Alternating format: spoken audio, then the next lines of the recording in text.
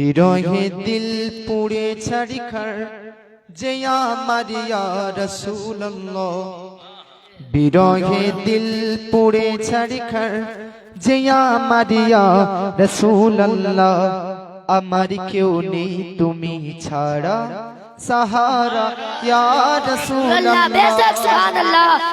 বিরহে দিল পুড়ে ছাড়িখার, বিরহে দিল পুড়ে ছাড়িখার যে আমার ইয়া রাসূলুল্লাহ, বিরহে দিল পুড়ে ছাড়িখার যে আমার ইয়া রাসূলুল্লাহ।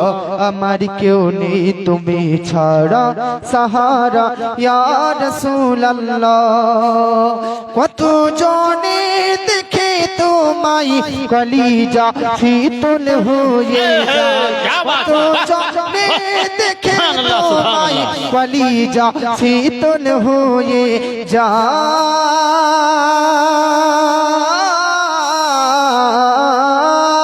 কত জনে দেখে তোমায় কলিজা শীতল হয়ে যায়।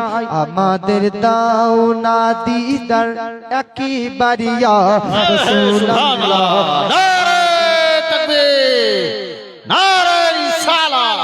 बहुत खूब सुभान আমাদের দাও না দিদার একবার ইয়া রাসূলুল্লাহ। কেন? আমার কেউ নেই তুমি ছাড়া সাহারা ইয়া রাসূলুল্লাহ। শুধু একবার দেখিতে চাই জীবনে আর যে চাওয়া নাই, শুধু একবার, শুধু একবার দেখিতে চাই জীবনে আর যে চাওয়া নাই, শুধু একবার দেখিতে চাই জীবনে আর যে চাওয়া নাই। তুমি এই অসহায়দেরই, তুমি এই অসহায়দেরই সহায় গো ইয়া রাসূলুল্লাহ। তুমি এই অসহায়দেরই সহায় গো ইয়া রাসূলুল্লাহ। আমার কেউ নেই তুমি ছাড়া সাহারা ইয়া রাসূলুল্লাহ। মুলাকাতের আশা বুকে নিয়ে মরি ধুকে ধুকে, মুলাকাতের আশা বুকে নিয়ে মরি ধুকে ধুকে। তুমি যে শাফাআতকারী, তুমি যে সুপারিশকারী হাসরে ইয়া রাসূলুল্লাহ। बहुत खूब। তুমি যে সুপারিশকারী, তুমি যে শাফাআতকারী হাসরে ইয়া রাসূলুল্লাহ। আমার কেউ নেই তুমি ছাড়া সাহারা ইয়া রাসূলুল্লাহ। হাসরের ওই কঠিন দিনে ভয়েরই সেই মহাক্ষণে, হাসরের ওই কঠিন দিনে ভয়েরই সেই মহাক্ষণে আমাদের লুকিয়ে নিও, আমাদের লুকিয়ে নিও তামানে ইয়া রাসূলুল্লাহ। আমাদের লুকিয়ে নিও তামানে ইয়া রাসূলুল্লাহ। আমার কেউ নেই তুমি ছাড়া সাহারা ইয়া রাসূলুল্লাহ। আজকের স্টেজের মাননীয় সম্মানীয় সভাপতি এবং আশেপাশে গ্রাম সহ আইম্মায়ে হযরত স্টেজের মধ্যে বসে আছেন শিক্ষিত অভিজ্ঞ উলামায়ে আহলে সুন্নাত। আমার সম্মুখে বসে আছেন বয়োজ্যেষ্ঠ বৈকনিষ্ঠ আব্বাজান ভাইজান এবং ইসলামিক হিতাকাঙ্ক্ষী মা এবং ভগ্নীগণ। আপনারা সবাই ভালো আছেন তো?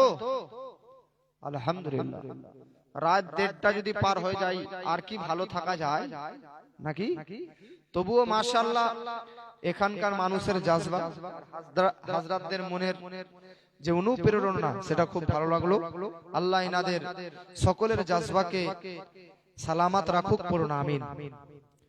সমস্ত প্রশংসা আল্লাহ তাআলার জন্য, যিনি আমাদের সকলকে উক্ত অনুষ্ঠানকে উদযাপিত করার এবং অংশগ্রহণ করার এবং এতক্ষণ পর্যন্ত বসার তৌফিক ও সৌভাগ্য লাভ করিয়াছেন। পড়ুন আলহামদুলিল্লাহ।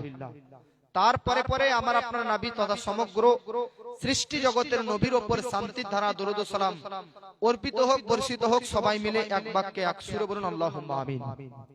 আজকের এই জালসা আয়োজন করার উদ্দেশ্য হচ্ছে, কারণ হচ্ছে বিশেষ করে মসজিদের উন্নতি কল্পে, এবং জালসার নাম দেওয়া হয়েছে আজমাতে নামাজ, অর্থাৎ নামাজের গুরুত্ব। বুঝাই যাচ্ছে মসজিদ শুধু তৈরি করা, আবাদ করাটাই সফলতা নয়, বরং মসজিদের মধ্যে নামাজ আদায় করা 5 টাইম অনুযায়ী, এটা হচ্ছে সফলতা, এটাই হচ্ছে সাকসেসফুলিটি। আজ আমাদের সমাজে নামাজি কম, কিন্তু মসজিদ তৈরিকারী অনেকেই। তবে যারা মসজিদ তৈরি করবে তাদের বৈশিষ্ট্য কি হবে, এটা আমার আপনার কথা নয়, কোরআনের কথা। আল্লাহ রাব্বুল আলামিন সূরা তাওবার 18 নম্বর আয়াতে বলতেছে, ইন্নামা ইয়া'মুরু মাসাজিদাল্লাহ, নিশ্চয় আল্লাহর ঘর মসজিদ তারাই আবাদ করে, তারাই নির্মাণ তৈরি করে। তারা কারা? যারা মান আমানা বিল্লাহি, আল্লাহকে বিশ্বাস করে, ওয়াল ইয়াউমিল আখির, এবং মরার পর দ্বিতীয়বার উঠতে হবে, আখিরাতের প্রতি বিশ্বাস রাখে। 3 নম্বর, ওয়া আকামাস সালাহ, এবং যারা নামাজ আদায় করে, ওয়া আতাজ যাকাত, এবং যারা যাকাত প্রদান করে, ওয়া লাম ইয়াখশা ইল্লাল্লাহ, এবং এক আল্লাহ ছাড়া আর কাউকে ভয় করে না। জোরে বলে। তাহলে মসজিদকে যারা আবাদ করবে তাদের এই 5টি গুণ থাকা উচিত, তবেই এই মসজিদ আবাদ করা, নির্মাণ করা আপনার কাজে দিবে। 5টি গুণ কি কি? 1 নম্বর, আল্লাহ এক, এটা বিশ্বাস রাখতে হবে। 2 নম্বর, মরার পর দ্বিতীয়বার জিন্দা হব, আখিরাতের প্রতি বিশ্বাস রাখতে হবে। 3 নম্বর, আকামাস সালাত, নামাজ আদায় করতে হবে। 4 নম্বর, আতাজ যাকাত, যাকাত প্রদান করতে হবে। 5 নম্বর, ওয়ালাম ইয়াখশা ইল্লাল্লাহ, এক আল্লাহ ছাড়া দ্বীনি কর্মে, ধর্মীয় কর্মে আল্লাহ ছাড়া আর কাউকে ভয় করা যাবে। আল্লাহর সন্তুষ্টর আগে, আল্লাহর রাজি খুশির আগে, দ্বীনি কাজে, ধর্মীয় কাজে আল্লাহর সন্তুষ্টর আগে দুনিয়ার কোন সন্তুষ্ট আগে বাড়বে না। ওরাই হচ্ছে সাকসেসফুল, সফল মসজিদ আবাদকারী। এরাই মসজিদ আবাদ করার পুরোপুরি নেকি অর্জন করবে। জোরে বলে। বাবাজি, আপনাদেরকে বলতে চাই ব্রাদার, আপনারা এই মসজিদকে নির্মাণ করতেছেন, একটা আপনাদেরকে কথা বলে দিই। আমার নবীজি সাল্লাল্লাহু তাআলা আলাইহি ওয়াসাল্লামের জামাই দামাত হাসান ও হুসাইন রাদিয়াল্লাহু আনহুমার পিতা মা ফাতিমার স্বামী হযরত আলী রাদিয়াল্লাহু তাআলা আনহু কে জিজ্ঞাসা করা হলো, আলী, তোমার সম্মুখে, তোমার সামনে যদি 2টি জিনিস রাখা হয়, একটি হচ্ছে জান্নাত আর আরেকটি হচ্ছে মসজিদ, তুমি কোন জায়গাতে যাওয়াটাকে প্রাধান্য দিবে? কোন স্থানে, কোন জায়গাতে যাওয়াটাকে তুমি গুরুত্ব দিবে? তো হযরত আলী বললেন, শুনো, আমার সম্মুখে যদি এক সাইডে জান্নাত আর আরেক সাইডে যদি মসজিদ রাখা যায়, তাহলে আমি জান্নাতে না গিয়ে মসজিদে যাওয়াটাকে গুরুত্ব, প্রাধান্য দিয়ে থাকব। জোরে বলেন। এজন্য বাবা, মসজিদে যাওয়াটাকে হযরত আলী গুরুত্ব দিয়েছেন। আর আজ আপনি মদের আড্ডায়, জুয়ার আড্ডায় আর এখানে ওখানে বাজারে যাওয়াটাকে গুরুত্ব দেন, মসজিদে যাওয়াটাকে নয়। এইজন্য বাবাজি, মসজিদকে আবাদ করতেছেন, খুবই সুন্দর কথা, তবে মসজিদে নামাজ পড়ে নামাজি দ্বারা মসজিদটাকে আবাদ করতে হবে। বলুন ইনশাআল্লাহ। আগেকার যুগে, প্রাচীন যুগে, পুরাতন যুগে আগে মসজিদ ছিল কাঁচা, তো মুসল্লি ছিল পাকা। আর এখনকার যুগে মসজিদ হয়েছে পাকা, তো মুসল্লি হয়েছে কাঁচা, নাকি? বেরাদার তৎক্ষণাৎ যুগে খেজুরের ডালে মসজিদ হতো, মাটির মসজিদ হতো কাঁচা, কিন্তু মুসল্লিতে পুরো মসজিদ ভরপুর পরিপূর্ণ হয়ে যেত। আর এখন মসজিদে টাইলস, মসজিদে রং, মসজিদে বেরাদার মিল্লাত ইসলামে ওয়ালপট্টি, মসজিদে গম্বুজ, মসজিদে মিনার, কিন্তু মসজিদে মুসল্লি খুঁজে পাওয়া যায় না। ফজরের টাইমে এক কাতারও সুসম্পূর্ণ হয় না। এ কেমন যুগ আব্বাজি আপনাদেরকে বলতে চাই। এই জন্য বেরাদার মসজিদকে যেমন পাকা করা আপনার দায়িত্ব, তেমন ঠিক ওই মসজিদে এসে নামাজ আদায় করাটাও আপনার ঈমানি দায়িত্ব। সেটা বলেন ঠিক না ভুল? জোরে বলে ঠিক না ভুল? এজন্য আল্লাহ পাক আমাদের সকলকে এই মসজিদকে বেরাদান মিল্লাত ইসলামিয়া নামাজ দ্বারা আদায় করার তৌফিক দান করুন। জোরে বলে বাবাজি, মিল্লাত ইসলামিয়া মসজিদে যারা বেরাদার প্রবেশ করবে তাদের বেরাদার বৈশিষ্ট্য এই হতে হবে। 5টা বৈশিষ্ট্য আপনাদেরকে বলেছি, তার মধ্যে বেরাদার আর এক নম্বর বৈশিষ্ট্য আসুন বেরাদার, যারা এক আল্লাহতে বিশ্বাসী, এক আল্লাহকে বিশ্বাস করে, এক আল্লাহ আছে এই বিশ্বাস করে, দ্বিতীয় খোদাতে বিশ্বাস করে না, দ্বিতীয় আল্লাহ আছে এই বিশ্বাস করে না, যারা এক খোদাকে বিশ্বাস করে। বাবাজি, বর্তমান যুগের মুসলমানদের মধ্যে এমন বহু বাতিল ফিরকাদের আবির্ভাব হয়েছে, এমন বহু ভ্রান্ত মতবাদ পোষণকারী দলদের বেরাদার আবিষ্কার হয়েছে, যারা বেরাদার মিল্লাত ইসলামিয়া আল্লাহ সম্পর্কে নানান রকমের বেয়াদবি করে, আল্লাহ সম্পর্কে নানান রকমের কটূক্তি করে। কেউ আল্লাহকে প্রতারক বলে, কেউ আল্লাহকে জালিম বলে, নাউজুবিল্লাহ, কেউ আল্লাহকে বেরাদার মিল্লাত ইসলামিয়া মিথ্যা কথা বলতে পারে, এই সম্ভাবনা আল্লাহর দ্বারাই রয়েছে, এই বিশ্বাস রাখে। কেউ আল্লাহর আকার আছে বলে। ওগো বাবাজি, এই রকম বিশ্বাস ধারণা আকীদা যদি রাখেন, মসজিদ আবাদ করা বেকার হবে, মসজিদ আবাদ করা বেকার হবে। আজ থেকে 250 বছর আগে বেরাদার ভারতবর্ষের মধ্যে কয়েকজন দেওবন্দি আবিষ্কার হয়, তাদের মধ্যে একজনের নাম বেরাদার মৌলভী আশরাফ আলী থানভী। বাবাজি, তার কিতাব, তার লিখিত কিতাবের নাম হচ্ছে হিফজুল আমান। আর একজন বেরাদার দেওবন্দীদের গুরু, তার নাম হচ্ছে মৌলভী কাসিম নানতুবি, তার লিখিত কিতাব বেরাদার তাহজিরুন নাস। আর একজন বেরাদার ওয়াহাবিদের লিডার, তার নাম হচ্ছে বেরাদার মৌলভী আহমদ আম্বেঠি। এই বেরাদার নে মিল্লাত ইসলামিয়া, এই ব্যক্তি বেরাদার কিতাব লিখলো বেরাদার বারাহিনে কাতিয়া। এরা এদের কিতাবের মধ্যে আল্লাহ সম্পর্কে কটূক্তি করলো, এরা এদের বেরাদার কিতাবের মধ্যে আল্লাহ সম্পর্কে বেয়াদবি করলো। তাই আপনাদেরকে বলতেছি বেরাদার, আল্লাহ সম্পর্কে পাক্কা সাচ্চা ঈমান রাখুন। আল্লাহ এক, আল্লাহ দ্বারা মিথ্যা বলা অসম্ভব। আল্লাহ হচ্ছে বেরাদার নিরাকার, আল্লাহ বেরাদার জায়গা থেকে পবিত্র, আল্লাহ দেহ থেকে পবিত্র।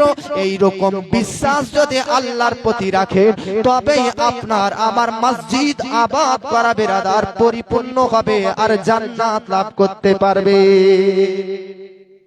মসজিদ যারা তৈরি করবে তাদের দ্বিতীয় বৈশিষ্ট্য, দ্বিতীয় গুণ হচ্ছে এটাই যে তারা আখিরাতের প্রতি বিশ্বাস করবে। আজ বহু মসজিদে হিন্দু বেধর্মীরা পর্যন্ত দান করে। জিজ্ঞাসা করা হয় আমাদেরকে, বেধর্মীদের দান মসজিদের জন্য নিয়ে যাবে কি যাবে না? তো একজন আলেম খুব সুন্দর উত্তর দিয়েছে, বেধর্মীদের মানবিকতা ক্ষেত্রে দান তো নিয়ে যাবে, তবে মসজিদে ওই দানের টাকা লাগায় না, বরং বাথরুম তৈরির কাজে লাগা। মসজিদে তাদের দান অ্যাকসেপ্টেড হবে যারা এই 5টা গুণে, এই 5 গুণে গুণান্বিত রঞ্জিত। আজ অনেক বেধর্মীরা মনে করে মরে গেলাম, বাস ফিনিশ, বাস শেষ, আর দ্বিতীয়বার উঠতে হবে, এই বিশ্বাস অনেকেই রাখে না। তবে আমাদের বিশ্বাস আছে কিনা যে মরার পর কবরে আবার রূহকে আল্লাহ ভরবে, তারপর 3 প্রশ্ন উত্তর করা হবে, তারপর হাসরের ময়দানে উত্তোলিত করবে, তারপর আবার বেরাদার বিচার হবে, তারপর জান্নাতে যাবো না জাহান্নামে যাবো সেই ডিসাইড হবে। এই সমস্ত কিছু বিশ্বাস করেন কি করেন না? জোরে বলে। হযরতে ইব্রাহিম নবী, জোরে বলেন কোন নবী? ইব্রাহিম আলাইহিস সালাম আল্লাহকে বলে, আল্লাহ রব্বি আরনি আনজুর ইলাইক, আল্লাহ আমাকে দেখা দাও। কি দেখবা? কাইফা তুহিল মাউতা, তুমি কিভাবে মানুষ মরে যায় হাজার হাজার বছর আগে, তাকে আবার হাজার হাজার বছর পর তাকে আবার কিয়ামতের দিন কিভাবে তুলবা? আল্লাহ এটা আমাকে একবার দেখাও না। তো আল্লাহ কোরআনে বলতে বলতেছে আওয়ালাম তুমিনু, ইব্রাহিম নবী মরার পর আবার জিন্দা হবে এই বিশ্বাস তুমি করো না, এর প্রতি কি তোমার ঈমান নেই? ইব্রাহিম আলাইহিস সালাম বলল আল্লাহ ঈমান তো অবশ্যই আছে, কিন্তু তাতমাইন্না কলবি, আমার অন্তরের প্রশান্তির জন্য, আমার অন্তরের শান্তির জন্য এটা দেখতে চাইছি। রে ভাই, আল্লাহ পাক বলল ঠিক আছে ইব্রাহিম নবী তোমার দোয়া কবুল, যাও তুমি 5টি পাখি আনো। কুরআন বলতেছে খুশ, যাও ধরে আনো আরবাআতাত তাইর, 4টি পাখি 4টি পরিন্দা। তো হযরত ইব্রাহিম নবী 4টি পাখি নিলেন। ওই 4টি পাখির মধ্যে একটা পাখি হচ্ছে ব্রাদার ময়ূর, একটা পাখি হচ্ছে মোরগ, আর একটা পাখি হচ্ছে সিদনি, আর আরেকটা পাখির নাম হচ্ছে কবুতর। বুঝতে পারলেন? ময়ূর বুঝেন কি বুঝেন না, যাকে আরবিতে তাউস বলা হয়, একটা হচ্ছে কবুতর, একটা হচ্ছে সিদনি। সিদনি বুঝেন সুকুন, যেগুলো গরু খায়, মরা গরু মাঠের বেলাতে। গিধনি, গিধ, বাহ, এক এক দিককার বলি তো এক এক দিককার গালি। বুঝতে পেরেছেন কিনা? আমাদের ওইদিকে এক এক শব্দ আছে, কোনো ব্যাপার নয়। মালদা জেলাতে শালি বললে কোনো ব্যাপার নয়, এবং আমাদের ওইদিকে শালি বললে গাল হয়। এটা তো এক এক দিককার বলি, এক এক দিককার গালি। তো ইব্রাহিম নবীকে আল্লাহ কয়টা পাখি ধরে আনতে বললো? জোরে বলে। পাখিগুলো কুরআনের মধ্যে পাখি কোন কোন পাখি এটা নেই, তবে এগুলো তাফসীরের কথা। 1 নম্বর পাখি ময়ূর, 2 নম্বর কথা সিদনি গিধ, ওই যে গিধ যেটা বলতেছেন, 3 নম্বর হচ্ছে কবুতর, আর আরেকটা কি বললাম? জোরে বলে। মনে নাই? আরেকবার বলছি দেখেন, একটা হচ্ছে ময়ূর, একটা সিদনি, আরেকটা হচ্ছে ময়ূর, আরেকটা হচ্ছে কবুতর, আরেকটা কি? জোরে বলেন। याद নাই? বাবাজি মিল্লাত ইসলামিয়া আল্লাহ পাক হযরতে ইব্রাহিম নবীকে বেরাদার এই 4টি পাখি, এই 4টি পরিন্দা বেরাদার ধরে আনার জন্য বলল। বেরাদার এই 4টি পাখি কি কি আরেকবার শুনেন। কবুতর, কবুতর বুঝেন কিনা? মোরগ, সিদনি, ময়ূর, এবার বুঝতে পারবেন তো? 4টি পাখি হযরতে ইব্রাহিম নবী ধরে আনলো। আবার আল্লাহ পাক বলতেছে ফাসরুহুন্না, এই 4টি পাখিকে জবাই করো। জবাই করা হলো, জবাই করার পর আল্লাহ পাক বলল 4টি পাখির মাংসকে একত্রিত করো, 4টি পাখির মাংসকে ফ্রাই করো, মিক্স করো, একত্রিত করো, যেন বোঝা না যায় এটা ময়ূরের মাংস আলাদা, এটা কবুতরের মাংস আলাদা, এটা সিদনি গিধের মাংস আলাদা, এটা মোরগের মাংস আলাদা, বোঝা যেন না যায়। একত্রিত করো, তাতে যেন আলাদা আলাদা ভাবে না করা যেতে পারে যে এটা মোরগের মাংস, এটা ময়ূরের মাংস, এটা কবুতরের মাংস, এটা গিধের মাংস, আলাদা যেন না করা যায়, ভিন্ন যেন না করা যায়। বেরাদার এইভাবে মিক্স করো। বেরাদার 4টি পাখির মাংসকে বেরাদার হযরতে ইব্রাহিম আলাইহিস সালাম একত্রিত করলো, সমাবেত করলো। করার পর এবার আল্লাহ পাক বলতেছে যাও যাও যাও যাও যাও যাও, ওই যে সামনে বড় বড় 4টি পাহাড় দেখতে পাচ্ছো, ওই 4টা পাহাড়ের মধ্যে এই 4টা পাহাড়ের মধ্যে এই যে একত্রিত 4টি মাংসকে একত্রিত করলে, 4টি পাখির মাংস মিক্স করলে 4 টুকরোতে পরিবর্তন করো, 4টি ভাগে বিভক্ত করার পর 4টা পাহাড়ে রেখে এসো। ইব্রাহিম নবী আল্লাহর কথাতে এই এক জায়গার মাংসকে 4 ভাগ করে আর 4টা পাহাড়ে 4 জায়গাতে রেখে আসে। 4 জায়গাতে রাখার পর ইব্রাহিম নবী নিজের মন্তব্য নিজের বাড়িতে ফিরত আসে। এবার আল্লাহ পাক ইব্রাহিম নবীকে বলতেছে তুমি ডাক দাও এক এক করে যে যে পাখিকে ধরে এনেছিলে। এবার ইব্রাহিম নবী এক এক করে ডাক দিচ্ছে এ ময়ূর। তো যেমনই ময়ূর বলা, ময়ূরের মাংস যেই যেই পাহাড়ের টুকরোতে ছিল, ভাগে ছিল, ওই জায়গাকার মাংস কোথা থেকে উঠতে উঠতে এসে একত্রিত হয়ে চামড়া লেগে রক্ত মাংস এক হয়ে ময়ূর রূপ হয়ে ইব্রাহিম নবীর কাছে হাজির হয়ে যায়।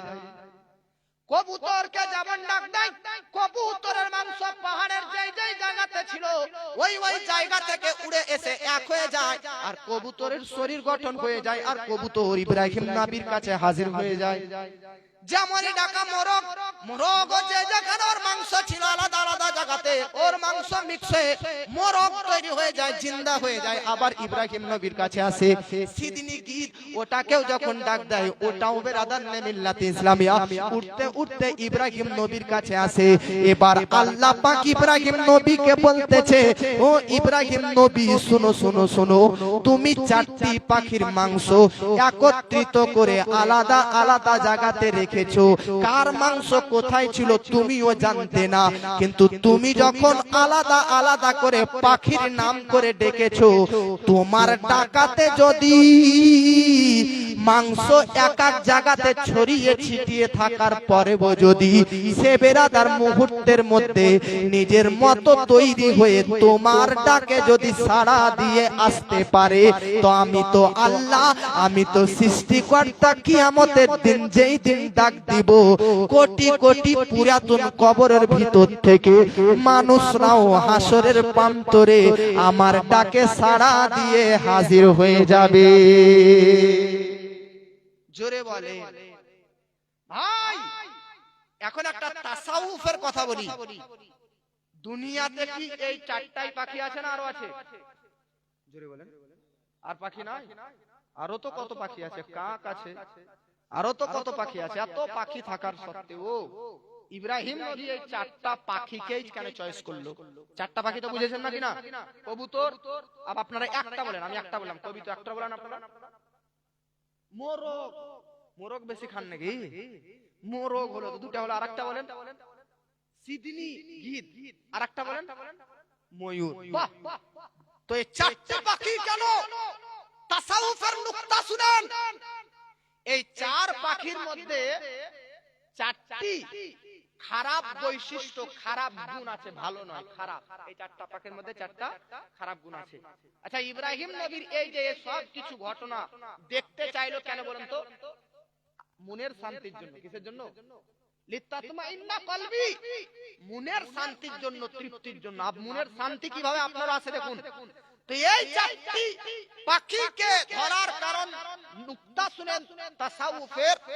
এই চারটি পাখির মধ্যে চারটা খারাপ গুণ কি, এক একটা শুনেন। ময়ূরের মধ্যে খারাপ গুণ তার রূপ নিয়ে অহংকার। ময়ূরের তো সুন্দর দেখতে, ওর রূপের একটা বড়াই আছে, ওর মধ্যে রূপ নিয়ে একটা অহংকার আছে। ময়ূরের মধ্যে এই গুণ, এটা খারাপ গুণ না ভালো? অহংকার করা রূপ নিয়ে। অনেকের চেহারা সুন্দর হয়, অনেক মহিলার চেহারা সুন্দর হয়, তো সে তার রূপ নিয়ে বড়াই করে, গৌরব করে, অহংকার করে। তো এই বৈশিষ্ট্য খারাপ গুণ ময়ূরের মধ্যে ছিল। দুই নম্বর মোরগ, মোরগের মধ্যে উত্তেজনা বেশি, শারীরিক চাহিদা, উত্তেজনা মোরগের মধ্যে একটু কি বেশি। এটা খারাপ গুণ না ভালো? জোরে বলেন, খারাপ গুণ না ভালো? খারাপ। ময়ূরের মধ্যে খারাপ গুণ কি? তার রূপ নিয়ে বড়াই, অহংকার। মোরগের খারাপ গুণ কি? তার শারীরিক চাহিদার প্রতি কন্ট্রোল না করতে পারা, এই খারাপ গুণ। তিন নম্বর হচ্ছে সিদিনী গীত, এর মধ্যে খারাপ বৈশিষ্ট্য হচ্ছে লালাচ, লোভ। যেখানেই দেখতে পাবে মরা গরু সেখানেই হাজির, লালাচ, লোভ। আর চার নম্বর হচ্ছে কবুতর। কবুতর আকাশে বহুত উপরে উঠতে পারে, এর উচ্চতা, আমি এত উঁচুতে উঠতে পারছি, তাই উঁচু পদে যাওয়া, এই নিয়ে তার অহংকার, গৌরব। এই যে তার মধ্যে এটা খারাপ গুণ। জগৎবাসী ইব্রাহিম নবীর এই চারটি পাখি ধরে আনা মানে, আর চারটি পাখিকে জবাই করা মানে ইঙ্গিত, ইশারা যে মানুষ তোমরাও যদি অন্তরে প্রশান্তি পেতে চাও, তো এই চার পাখির চারটি খারাপ গুণ যদি তোমাদের মধ্যে থাকে, জীবনে অন্তরে আল্লাহর শান্তি পাবে না। এই চারটা গুণকে তোমরাও জবাই করো। তোমাদের মধ্যে লোভ যদি আছে, কতল করে দাও, কুরবানি করে দাও। তোমাদের মধ্যে রূপ নিয়ে যদি অহংকার আছে, তাকেও জবাই করো। তোমাদের মধ্যে যদি শারীরিক চাহিদা কন্ট্রোল করতে পারো না, এটাকেও কুরবানি করো। তোমাদের মধ্যে যদি উঁচু পদে আছো, আজ মাস্টার হয়েছো, ডাক্তার হয়েছো, উঁচু পদে আছো, তাই ছোটদেরকে মানুষ মনে করো না। এও যদি খারাপ গুণ থাকে, এটাকেও কুরবানি করো। এই চারটি খারাপ গুণ যে মানুষ তার ভিতর থেকে ধুয়ে মুছে বার করে কুরবানি করবে, সে আল্লাহর প্রদানকৃত অন্তরে প্রশান্তি শান্তিতে বসবাস করবে। জোরে বলেন। আজ আমাদের মধ্যে এই চারটা গুণ যদি থাকে তো আমাদেরকে কি করতে হবে? জোরে বলেন। মসজিদ যারা তৈরি করবে তাদের মধ্যে লোভ থাকবে? হ্যাঁ না না, শুধু এতটুকু বলুন। মসজিদ যারা তৈরি করবে তাদের মধ্যে লোভ থাকবে? জোরে বলে। আমি যদি বেরাদার একটার সময় আপনাদের এখানে বলতে পারি তো আপনারা এখানে বলতে পারবেন না? বলেন। মসজিদ আবাদকারীদের লোভ থাকলে কি হবে? মসজিদ আবাদকারী তাদের রূপ চেহারা নিয়ে বড়াই করা যাবে? মসজিদ যারা তৈরি করে তারা যদি বড় পদে থাকে তাদের ওই বড় পদ নিয়ে অহংকার করা যাবে? মসজিদে যারা থাকবে তাদের যদি অন্য মহিলার দিকে ধ্যান যায়, শারীরিক চাহিদা কন্ট্রোল না করতে পারে, তাদের বেরাদার স্বভাব হবে না। ये চার খারাপ বৈশিষ্ট্য গুণ আমাদেরকে ধ্বংস করতে হবে। আমি কথাতে কোথায় ছিলাম? যে মানুষ মারা যাওয়ার পর মসজিদ যারা বানাবে তাদের দুই নম্বর বৈশিষ্ট্য, এক নম্বর বৈশিষ্ট্য আল্লাহ কে এক বলে বিশ্বাস করবে, দুই নম্বর বৈশিষ্ট্য তারা মরার পর আবার জিন্দা হওয়া যায়, এটার প্রতি যারা বিশ্বাস রাখবে। তো কিভাবে মরার পর আল্লাহ জিন্দা করবে এত এত পুরাতন কবর থেকে মৃত ব্যক্তিদেরকে, এইটা প্র্যাকটিক্যালি ইব্রাহিম নবী গোটা পৃথিবীবাসীদেরকে দেখিয়ে বেরাদার প্রমাণ করলেন কি করলেন না? জোরে বলেন আর মহব্বতে বলেন সুবহানাল্লাহ। বাবাজি মিল্লাত ইসলামী আপনাদেরকে বলতে চাই বেরাদার, মরার পর বেরাদার আমাদেরকে জিন্দা, মরার পর এই যে জিন্দা হতে হবে এই নিয়ে কুরআনে অসংখ্য ঘটনা বর্ণনা রয়েছে, অসংখ্য অগণিত ঘটনা। তাতে যেন মানুষ সতর্ক হয়ে যায় আর এটাকে বিশ্বাস করে। প্র্যাকটিক্যালি কুরআনে ঘটনা আছে, প্র্যাকটিক্যালি। যেমন আসহাফে কাহাফের ঘটনা। আসহাফে কাহাফ মানে গর্তবাসী 9 জন কম বেশি ব্যক্তি, এরা বাদশা জালিম বাদশার অন্যায় অত্যাচার সহ্য না করতে পেরে তারা যখন বাদশার শীষমহল বাদশার রাজত্বকে ছেড়ে এক আল্লাহর শরণে ছেড়ে চলে আসে, তখন তারা একটা গুহাতে ঠাঁই নিয়েছিল।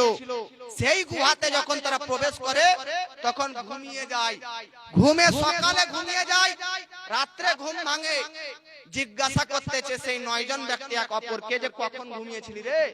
তো সকালে ঘুমালে সন্ধ্যায় জাগলে বলবে যে সকালে ঘুমিয়েছি সন্ধ্যায় জাগছি, একদিন ঘুমালাম নাহলে হাফ দিন। তোরাও বলতেছে লাবিস্তু ইয়াওমান আও বা'দা ইয়াওমিন, লাবিসনা ইয়াওমান আও বা'দা ইয়াওমিন, একদিন ঘুমিয়েছি নাহলে হাফ দিন। তো আল্লাহ পাক বলতেছে না, তোমরা 300 বছর পর্যন্ত ঘুমিয়েছিলে। জোরে বলে কত বছর পর্যন্ত? 300। তার মানে তারা 300 বছর, এটা এক ধরনের মৃত্যু যে তাদেরকে 300 বছর পর আল্লাহ পাক আবার ওই শরীরে তাদেরকে জিন্দা করেছেন। জোরে বলে। কুরআনে উযাইর নবীর ঘটনা পড়বেন। উযাইর আলাইহিস সালাম তিনি সফর করতে করতে করতে বাইতুল মুকাদ্দাস এই মসজিদুল আকসা মসজিদের পাশে সফর করে ক্লান্ত হয়ে যাওয়ার পর বিশ্রামের জন্য তিনি আরাম করেন। সকাল বেলাতে আরাম করতে লাগলেন গাছের ছায়াতে। বেরাদার তিনার ঘুম ভাঙলো বৈকালে। ঘুম ভাঙার পর আল্লাহ জিজ্ঞাসা করতেছে, এ উযাইর কতক্ষণ ঘুমালা? তো উযাইর বলতেছে লাবিস্তু ইয়াওমান আও বা'দা ইয়াওমিন। ওই একই উত্তর, একদিন ঘুমালাম আল্লাহ, না হলে হাফ দিন হবে, 12 ঘন্টা না হলে 24 ঘন্টা ঘুমিয়েছি। আল্লাহ পাক বলতেছে না উযাইর, একদিন হাফ দিন নয়, বরং বাল লাবিস্তা মিয়াতা আমিন, তুমি 100 বছর পর্যন্ত ঘুমিয়েছিলে। জোরে বলে আর মহব্বতে বলেন 100 বছর ঘুমিয়েছিলে। উনজুর ইলা হিমারিক, তোমার আরোহী, তুমি গাধাকে সঙ্গে এনেছিলে, গাধার দিকে তাকাও। গাধার দিকে তাকিয়েছে তো 100 বছর পর্যন্ত কোন কি গাধা খুঁটিতে পিলারে জিন্দা অবস্থায় বাঁধা থাকতে পারে না? তাই সেই গাধার দিকে ইব্রাহিম নবী তাকায় তো দেখতেছে গাধা মরে মাটিতে মিশে চূর্ণ বিচূর্ণ হয়ে গেছে।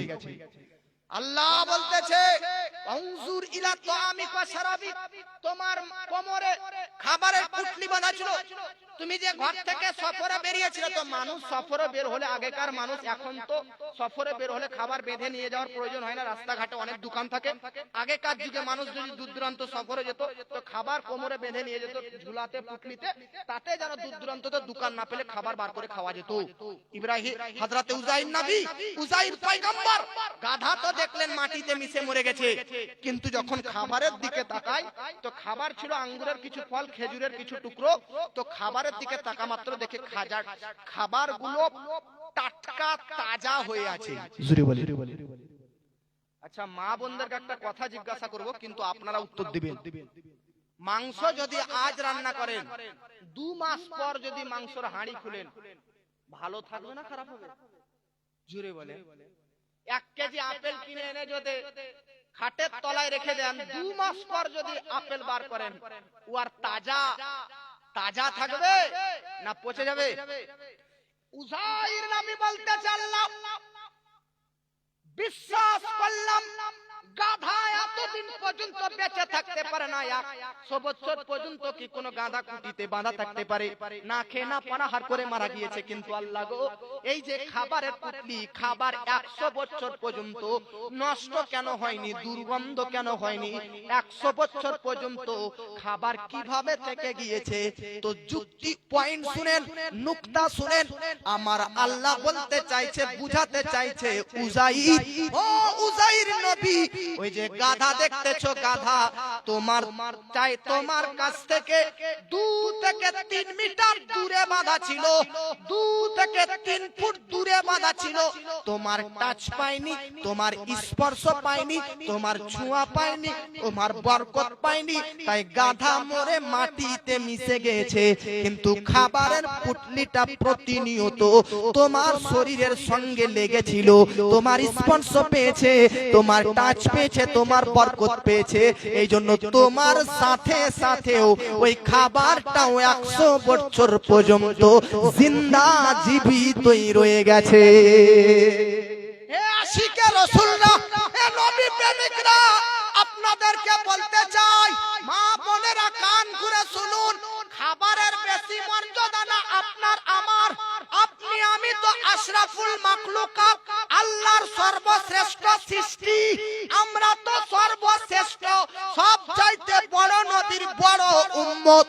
ওগো বাবাজি, একজন পয়গম্বর উযাইর নবীর সঙ্গে যদি খাবারের লিঙ্ক হয়ে যায়, খাবারের কন্টাক্ট হয়ে যায়, খাবারের যোগাযোগ হয়ে যায়, আর খাবার যদি 100 বছর পর্যন্ত মাটিতে না খেতে পারে, 100 বছর পর্যন্ত খাবার যদি টাটকা জিন্দা থাকতে পারে, তাহলে কেন আপনাদেরকে বলবো না, সবচাইতে বড় নবী, নবী মুহাম্মাদের সঙ্গে আশিকরা রে, তোরাও যদি সম্পর্ক রেখে, কন্টাক্ট রেখে, লিঙ্ক রেখে, নিসবত রেখে মারা যাস আর কবরে যাস, আপনি বলুন নবীর সঙ্গে যদি খাবারের সম্পর্ক হয়ে যায়, খাবার যদি নষ্ট না হয়, আশিকে রাসূলদের নবীর সঙ্গে যদি সম্পর্ক হয়ে কবরে যায়, বলুন তাদের দেহকে কি কবরের মাটিতে খেতে পারবে? পারবে? জোরে বলে, পারবে? জমি মেলি नहीं होती, जमन मेला नहीं होता। अब মনে হচ্ছে আপনাদেরকে বিরক্ত লাগছে, রাত 1:30 পার হয়ে গেছে, লাগে না? পায়গাম ঠিক যাচ্ছে কিনা? मोहब्बत বলে, जमी मेली नहीं होती, अरे जमन मेला नहीं होता। जमी मेली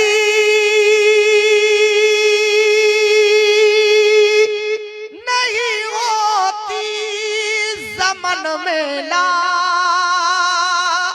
नहीं होता। जमी मेली नहीं होती, जमन मेला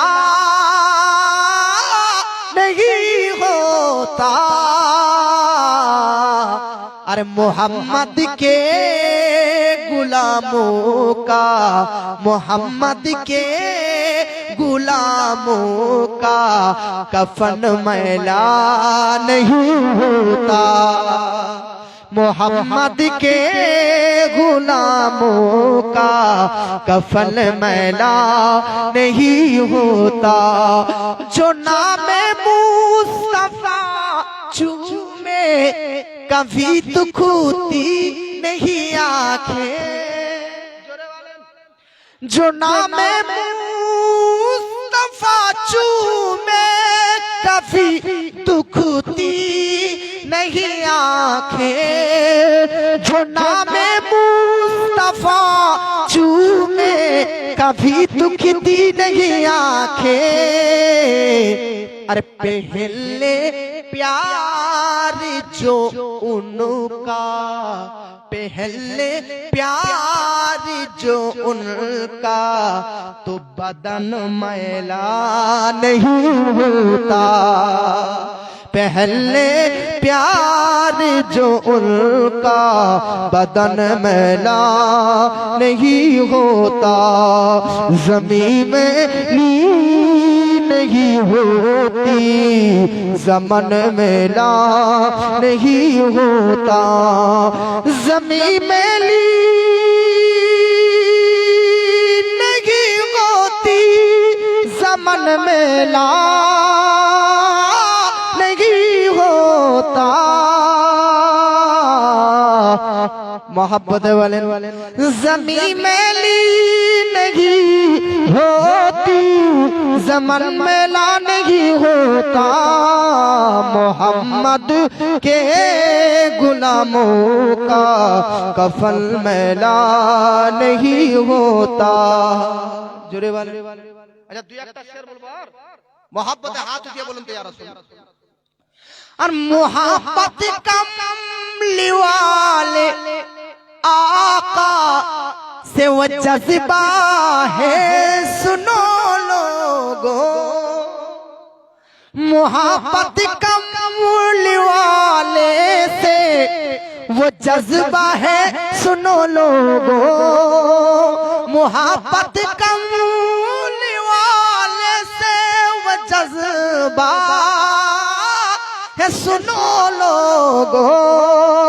मोहब्बत कमली वाले से वो जज्बा है सुनो लोगों। ये जिस मन में समा जाए, ये जिस मन में समा जाए, वो मन मैला नहीं होता। ये जिस मन में समा जाए, वो मन मैला नहीं होता। जुरे वाले गुलों को चूम लेते हैं सहरनम शबनमी कतेरे। गुलों को चूम लेते हैं सहरनम शबनमी कतेरे। अरे गुलों को चूम लेते हैं सहरनम शबनमी कतरे।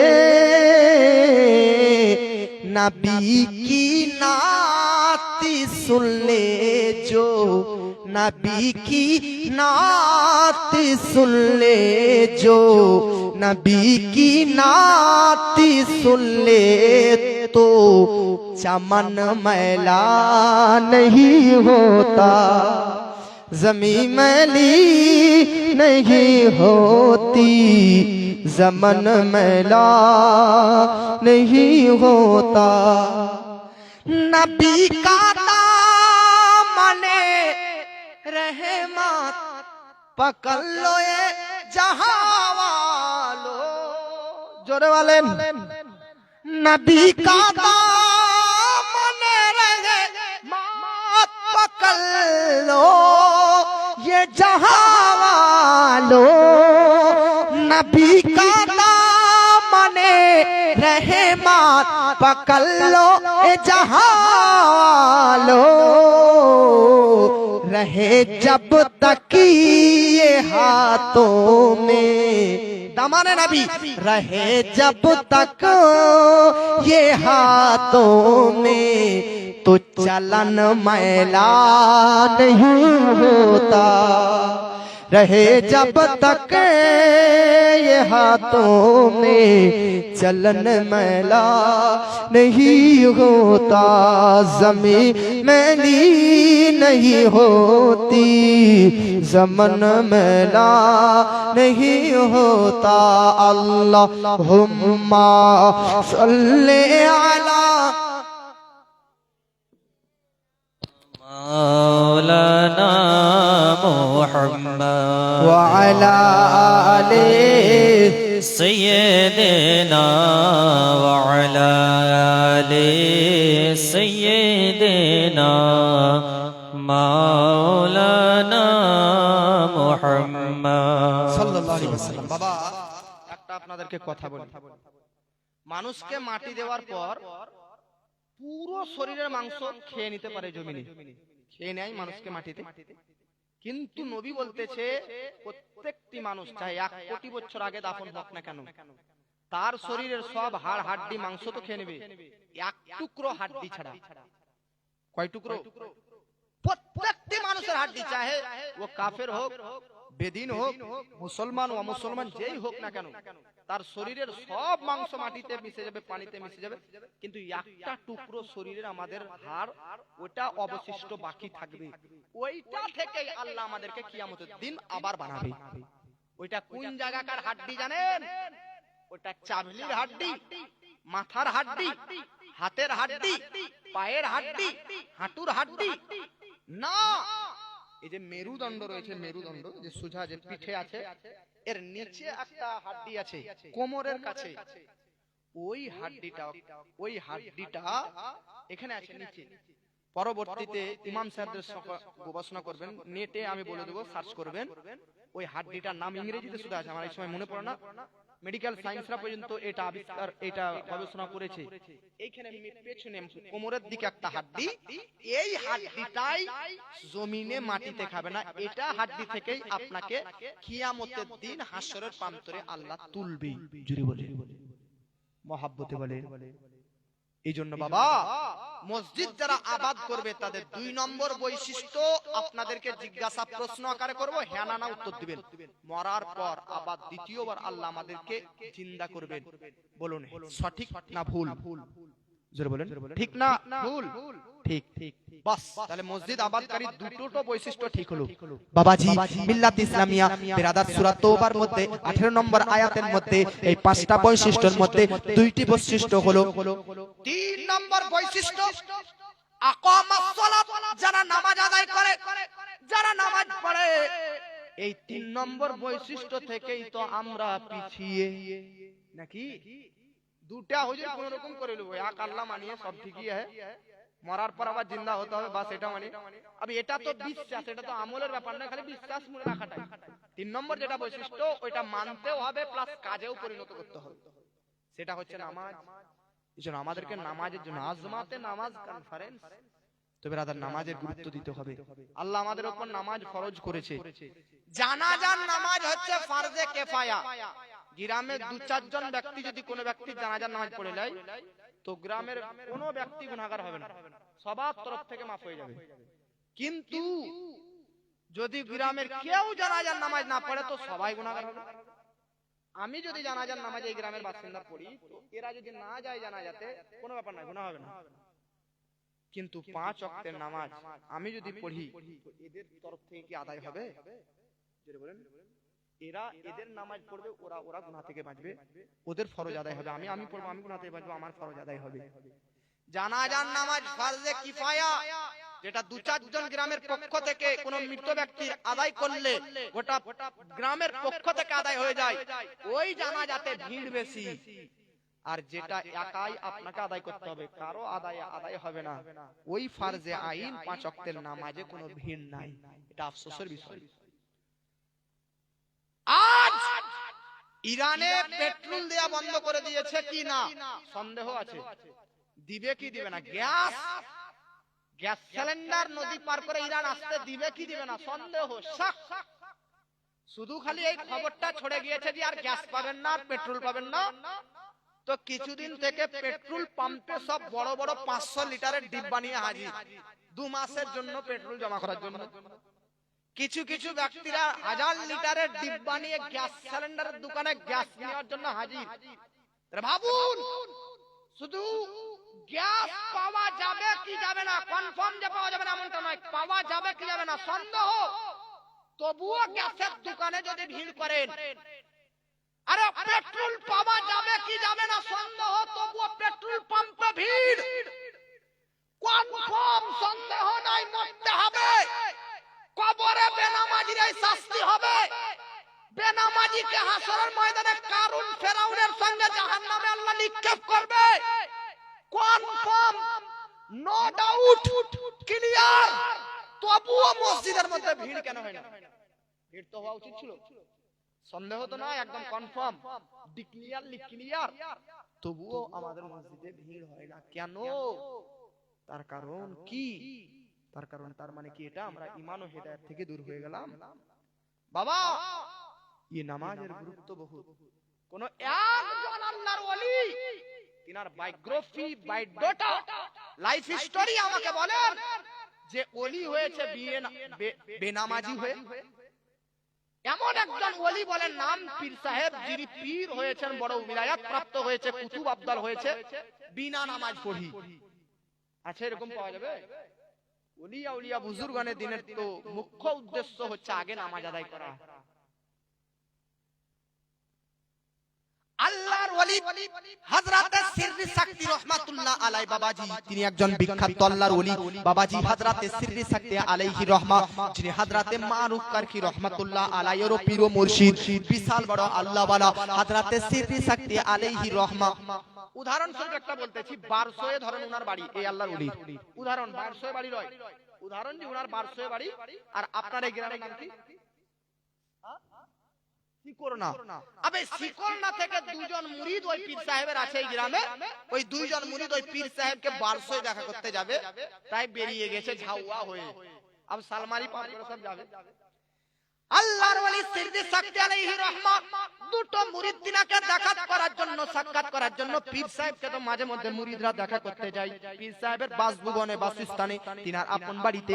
বাবাজি দুইজন মুরিদ রাস্তায় যেতেছে, উদাহরণ স্বরূপ 1200 পীর সাহেবের বাড়ি, আপনার এই সিকন্না থেকে বেরাদার যেতেছে, যেতে যেতে সালমারি পর্যন্ত যেমনই পৌঁছেছেন বেরাদার, ওই দুইজন মুরিদ পীর সাহেবের বাড়ি বেরাদার পৌঁছবে তার থেকে আগে কিছু ঘন্টা পথ আগে মিডিল জায়গাতে ওই দুইজন মুরিদকে কেউ যেন খবর দিয়ে দিল, যেই পীরকে তোমরা দেখা করতে গেছো, যেই মুর্শিদকে তোমরা সাক্ষাৎ করতে গেছো, ওই পীর ও মুর্শিদ আজকে সকাল বেলাতে ইন্তেকাল করেছে। পীর সাহেবকে দেখা করতে মুরিদ যাচ্ছে, তো ইন্তেকাল করার খবর যদি মুরিদ শুনে তো অন্তরে খুশি হবে না দুঃখ? জোরে বলে খুশি হবে না দুঃখ হবে? বলে চোখেরই পলকে তুমি হতে পারো লাশ, চিরতরে বন্ধ হবে তোমার নিঃশ্বাস, হবে এলাম তোমারই নাম মসজিদের মাইকে, হবে এলাম তোমারই নাম মসজিদের মাইকে। বাড়িওয়ালা নাই রে, বাড়ি নাই রে দুনিয়াতে, বাড়িওয়ালা নাই রে, বাড়ি নাই রে দুনিয়াতে। বাড়ি গাড়ি মিল ফ্যাক্টরি টাকার পাহাড়, বিলাসিতায় কেটে যাবে কত অহংকার। বাড়ি গাড়ি মিল ফ্যাক্টরি টাকার পাহাড়, বিলাসিতায় কেটে যাবে কত অহংকার। হা দামি কাপড় ছেড়ে হবে, ও দামি কাপড় ছেড়ে হবে সাদা কাফন পরিতে, দামি কাপড় ছেড়ে হবে সাদা কাফন পরিতে। বাড়িওয়ালা নাই রে, বাড়ি নাই রে দুনিয়াতে, বাড়িওয়ালা নাই রে, বাড়ি নাই রে দুনিয়াতে। জোরে বলেন। যাদের সাথে চলতে তুমি থাকতে দিবানিসি, জানাজায় শরীক হবে তোমার প্রতিবেশী। যাদের সাথে চলতে তুমি থাকতে দিবানিসি, জানাজায় শরীক হবে তোমার প্রতিবেশী। হা সজনীরা নিয়ে যাবে, ও সজনীরা নিয়ে যাবে তোমাকে পালকিতে, সজনীরা নিয়ে যাবে তোমাকে গাড়িতে, সজনীরা নিয়ে যাবে তোমাকে খাটুলিতে। বাড়িওয়ালা নাই রে বাড়ি, নাই রে দুনিয়াতে, বাড়িওয়ালা নাই রে বাড়ি, নাই রে দুনিয়াতে। আব্বা আবার এই দুইজন মুরিদ পীরের সঙ্গে দেখা করতে যাচ্ছেন। মাঝ রাস্তাতে শুনেছেন পীর ও মুর্শিদ ইন্তেকাল করেছে, তাই এই দুইজন মুরিদের মনে খুব দুঃখ। আর একজন মুরিদ আর একজন মুরিদকে বলতেছে, দুই ভাইয়ের দুই বন্ধু, এক বন্ধু আর এক বন্ধুকে বলছে, বন্ধু রে পীর সাহেবকে জিন্দা অবস্থায় দেখা করতে যাচ্ছিলাম, পীর সাহেবই যখন বেঁচে নেই তখন আর গিয়ে করবোটা কি, চল বাড়ি চল। আর এক বন্ধু তার ওই বন্ধুকে বলছে, না রে বন্ধু, যখন এত দূর রাস্তা চলে এসেছি তো চল পীর সাহেবের জানাজাটা পড়ে একবারে আসবো। মুমিন ব্যক্তির জানাজার নামাজ পড়া নবী বলতেছে তাকে 2 উহুদ পাহাড়ের মতন বড় বড় সওয়াব দান করবে তার আমলনামাতে। সুবহানাল্লাহ বলুন। উহুদ পাহাড়, উহুদ পাহাড় উচ্চতায় 6 কিলোমিটার আর চওড়ার দিক দিয়ে 3 কিলোমিটার। যে ব্যক্তি মুমিন ব্যক্তির জানাজার নামাজ পড়বে তাকে এই রকম বড় বড় 2 পাহাড় নেকি তার আমলনামাতে আল্লাহ জয়েন যুক্ত করে দিবে। এইজন্য এই দুইজন মুরিদ আর বাড়ি না গিয়ে পীর সাহেবের জানাজায় বেরিয়ে গেলেন। আপনারা শুনছেন না বিরক্ত হয়েছেন? लगता है हमारी जबान आपको समझ में नहीं आ रही है, समझ में आ रही कि नहीं? अब ये 2 मुरीद चल दिए कहा, पीर साहब के मकान के चलिए, कम से कम जनाजा तो पढ़ के आ जाऊंगा, मिट्टी वगैरह देके। अब क्या हुआ, ये 2 मुरीद जब पीर साहब के घर पहुंचे तो देखा पीर साहब नाश्ता कर रहे हैं। जोरे बोले, पीर साहब की করছেন নাস্তা করতেছেন। अब গজল তো হবে অবশ্যই, আমাকে একটা জ্ঞান রাখতে হবে না, যে বক্তব্য তো রাখতে হবে, তবে গজল হবে। আমি তো 3টা গজল বলে দিলাম এর মধ্যে, নাকি? আর মা বোনদের চাহিদা বাংলা, তো বাংলা শোনাবো হবে ইনশাআল্লাহ। তো আপনারা বলেন, এই মুরিদ যখন পীরের জানাজায় অংশগ্রহণ করব বলে বাড়ি যায়, তো পীর সাহেব জিন্দা অবস্থায় নাস্তা করছে সকালে। দেখেও অবাক, কি ব্যাপার হুজুর, আপনার ইন্তেকালের খবর শুনি আসলাম আর আপনি এখানে জিন্দা নাস্তা করছেন, তাই নাকি? হ্যাঁ। তো মুরিদ বলে, হুজুর এই রহস্যটা কি? আপনি তো জিন্দা আছেন, জীবিত আছেন প্রকাশ্য, কিন্তু আপনার ইন্তেকাল খবর ছড়ালো কে?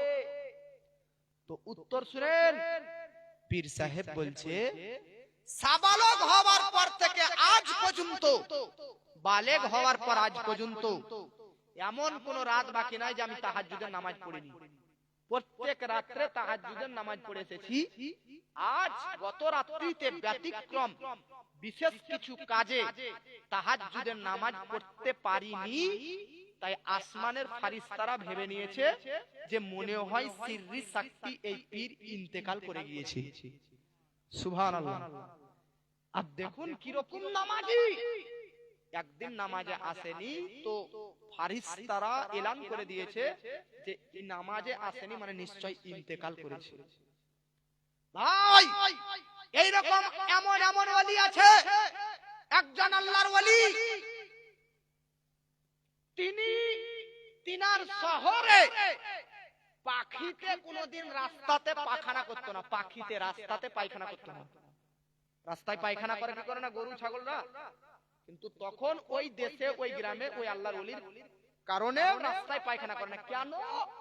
তার কারণ আল্লাহর ওই ওলি ওই রাস্তা দিয়ে হেঁটে যাবে, আর পাখির পায়খানা যদি শরীরে লেগে যায় তাহলে বেয়াদবি হবে। তাই পাখিরা রাস্তাতে পেশাব পায়খানা করতে হায়া করত, লজ্জা করত, আল্লাহর ওলির পায়ে যেন না টাচ হয়ে যায়। মানুষরা, গ্রামের মানুষরা একদিন দেখলো সব পাখি রাস্তাঘাটে পেশাব পায়খানা করতে লেগেছে। তখন গ্রামের মানুষরা বুঝে গিয়েছে যে ওই আল্লাহর ওলি ইন্তেকাল করে গিয়েছে। আমরা ইন্তেকাল করি যতক্ষণ না ফোন করে না বলা হয়, জানতে পারি না যে ও ইন্তেকাল করেছে। আমাদের মওতের পর যতক্ষণ না মসজিদে অ্যানাউন্স না করা হবে, কেউ জানবে না যে মারা গিয়েছে। আর যারা নামাজি পাক্কা সাচ্চা ইমানদার ব্যক্তি তাদের অ্যালাউন্স করার প্রয়োজন হয় না বাবা, তাদের ফোন করার প্রয়োজন হয় না, তাদের আমলই এমন হয় যে অটোমেটিকলি সৃষ্টি জগৎ অন্যান্য মাখলুকাতরাই প্রচার করে যায় যে ইন্তেকাল করেছে। জোরে বলে বাবাজি, আপনাদেরকে বলতে চাই বাবা, এই জন্য বলতে চাই বেরাদার, নামাজি 3 নম্বর মসজিদ দ্বারা আবাদ করবে, তাদের 3 নম্বর বৈশিষ্ট্য হচ্ছে নামাজি হওয়া। এক ব্যক্তি বলতেছে বড় পীরের কাছে, বড় পীরের নাম শুনেছেন কি? বড় পীরের কাছে এক মুরিদ এসেছে, মুরিদ আসার পর বড় পীরকে বলতেছে হুজুর বাড়িতে বরকত হয় না, একটা তাবিজ লিখে দেন। বলে কি বলে না ইমাম সাহেব বাড়িতে বরকত হয় না গো, হাজার হাজার টাকা ইনকাম করছি, আপ শুনেন বরকত কিভাবে আসে, হাজার হাজার টাকা ইনকাম করছি কিন্তু বাড়িতে বরকত আসে না। হুজুর একটা কিছু দুয়া মুয়া ফুকি দেন, পীর সাহেবকে বলতে পারে মুরিদরা। তো ও পীর তো পীর, পীরানে পীর রওশন জামির বড় পীর আব্দুল কাদের জিলানী, যিনি বেরাদার মানুষকে দেখে মানুষের অন্তরের খাতা পড়ে নিতেন। জোরে বলেন ও বড় পীর মানুষের বেরাদার সহযোগিতা সাপোর্ট করতেন। যেমনই মুরিদের বলা হুজুর হুজুর হুজুর বাড়িতে আমাদের রহমত অবতীর্ণ হয় না, বাড়িতে কোনো বরকত নেই, হুজুর দোয়া করে দেন। জোরে বলেন। আচ্ছা ধ্যান দি, 2-5 মিনিট শুনলে একটু ধ্যান দিয়ে শুনেন, তাহলে আমাকে লাগবে যে ধ্যান দিয়ে শুনছেন। তো পীর সাহেবকে মুরিদ বলল হুজুর দোয়া করে দেন যেন বাড়িতে রহমত আসে। আচ্ছা বলেন বড় পীরের দায়িত্ব কি যে দোয়া করে দেওয়া যে আল্লাহ আমার এই মুরিদের বাড়িতে রহমত দান করো, কিন্তু বড় পীর তা করলেন না। কি করলেন জানেন, কি বললেন জানেন? যে মুরিদ বাড়ি যা, আর বাড়ির তোর দরজার সামনে একটা, তোর দেওয়ালে যে দরজা, তোর মেন গেট, বাড়ির মেন গেট, ওই মেন গেটে একটা পর্দা ঝুলিয়ে দে। পর্দা লাগানো থাকে দেখি না বাড়ির দরজার সামনে মেন গেটে, পর্দা লাগিয়ে দে। মুরিদ বুঝছে যে দুয়া চাইতে গেলাম তো বাড়ির মেন গেটে পর্দা লাগাতে কেন বললে? তো মুরিদ অত সোচ না বুঝে সুঝে পীর বলেছে করতেই হবে, তো বাড়ি চলে গিয়ে বাড়ির মেন দরজা, সদর দরজা, মেন গেটে একটা পর্দা ঝুলিয়ে দিয়েছে। 1 সপ্তাহ 1 মাস পার হয়ে যায়, তো বাড়িতে রহমত আর রহমত, বরকত আর বরকত। মুরিদ ধরতে ধরতে যায়, বড় পীরকে বলে হুজুর শুকরিয়া জাযাকাল্লাহ, থ্যাংক ইউ, আপনি আমাকে যে কাজটা করতে বললেন যে বাড়ির দরজা, মেন দরজা, সদর দরজাতে পর্দা ঝুলাতে, যেই দিন থেকে ঝুলিয়েছি সেই দিন থেকে বাড়িতে রহমতের অভাব নেই, অফুরন্ত রহমত, অফুরন্ত অগণিত বরকত। তো হুজুর একটা কথা জানবো, বেয়াদবি হলে মাফ করবেন, কি? আচ্ছা আপনার কাছে আমি বাড়ির রহমতের জন্য দোয়া চাইলাম, তো আপনি দোয়া না দিয়ে, তাবিজ না দিয়ে, আপনি বাড়ির দরজার সামনে পর্দা লটকাতে কেন বললেন, ঝুলাতে বললেন? আব উত্তর শুনেন। বাবাজি বড় পীর আব্দুল কাদের জিলানী ওই ভক্তকে বলতেছে, মুরিদকে বলতেছে, শোনো শোনো, তোমার বাড়ির মেন দরজার সামনে, তোমার বাড়ির মেন দরজা, সদর দরজাতে এই জন্য পর্দা ঝুলাতে বললাম, তার কারণ তোমার বাড়ি হচ্ছে রাস্তার ধারে, রাস্তার পাশে, রাস্তার সাইডে। ওই রাস্তা দিয়ে কত বেনামাজিরা হেঁটে যায়, কত বেনামাজি রাস্তা দিয়ে চলাফেরা করে, যত বেনামাজি রাস্তা দিয়ে হাঁটা চলাফেরা করে, তারা তোমার বাড়ির সামনে দিয়ে যখন যায় তখন তারা একবার তোমার বাড়ির দরজার দিকে তাকায়, তোমার বাড়ির সিহানের দিকে একবার তাকায়। বেনামাজি দৃষ্টি এত খারাপ, যদি কোনো বাড়ির সিহানে পড়ে যায় তাহলে ওই বাড়ি থেকে রহমত দূর হয়ে যায়। ওগো বাবাজি এই জন্য আমি তোমাকে বললাম পর্দা ঝুলিয়ে দাও, তাতে বেনামাজিরা তাকালে পর্দার সামনে পড়ে, বাড়ির সিহানে না পড়ে। বেনামাজি দৃষ্টি এত ঘৃণা যে বাড়ি থেকে রহমত চলে যায়। যেই দিন থেকে বেনামাজি দৃষ্টি তোমার বাড়ির সিহানে পড়েনি, সেই দিন থেকে তোমার বাড়িতে অফুরন্ত রহমত হয়েছে। ও বাবা আপনাদেরকে বলতে চাই, বাড়িতে যদি বেনামাজি দৃষ্টি পড়লে বাড়িতে রহমত না হয়, যে বাড়ির পুরো পরিবার বেনামাজি, ওই বাড়িতে কিভাবে টাকা পয়সা সম্পদে রহমত হতে পারে? কথা বলে। হে রাসূল তোমায় ভালোবাসি,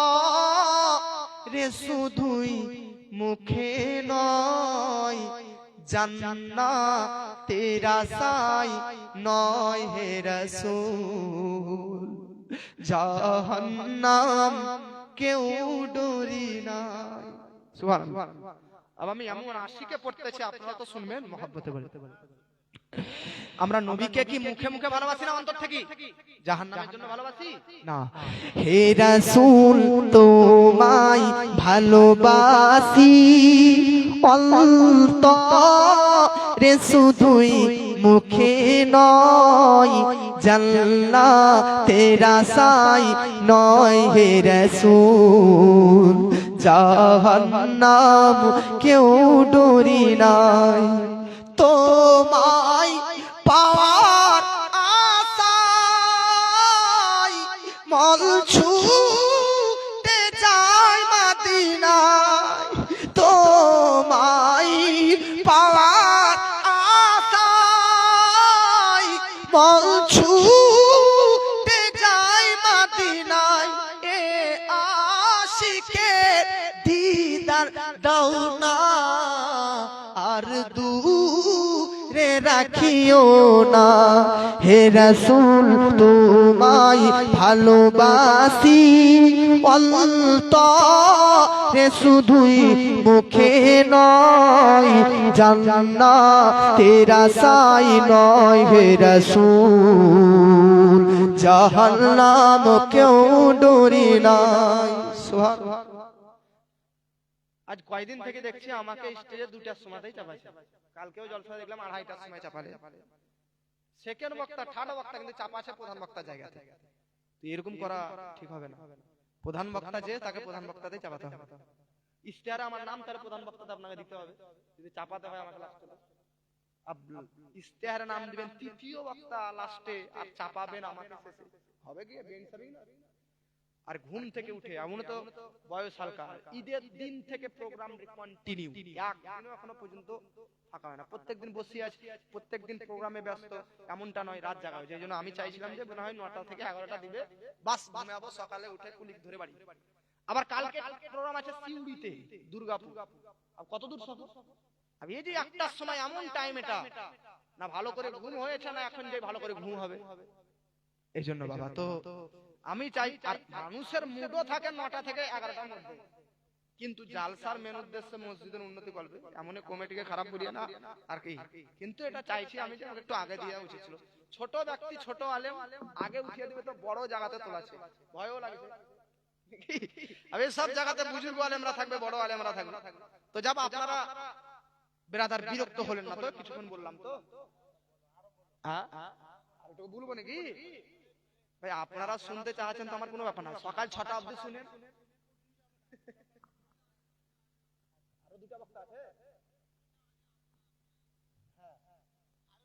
আচ্ছা মাশাআল্লাহ মোহাব্বত করুন সুবহানাল্লাহ হে রাসূল তোমায় ভালোবাসি অন্তরে শুধুই মুখে নয় জান্নাতের আশায় নয় হে রাসূল জাহান্নাম কেউ ডরি না তোমার ওই নাম শুনিলাম এই চোখে দেখিলাম না তোমার ওই নাম শুনিলাম এই চোখে দেখিলাম না এই সুর যদি শুনে থেকো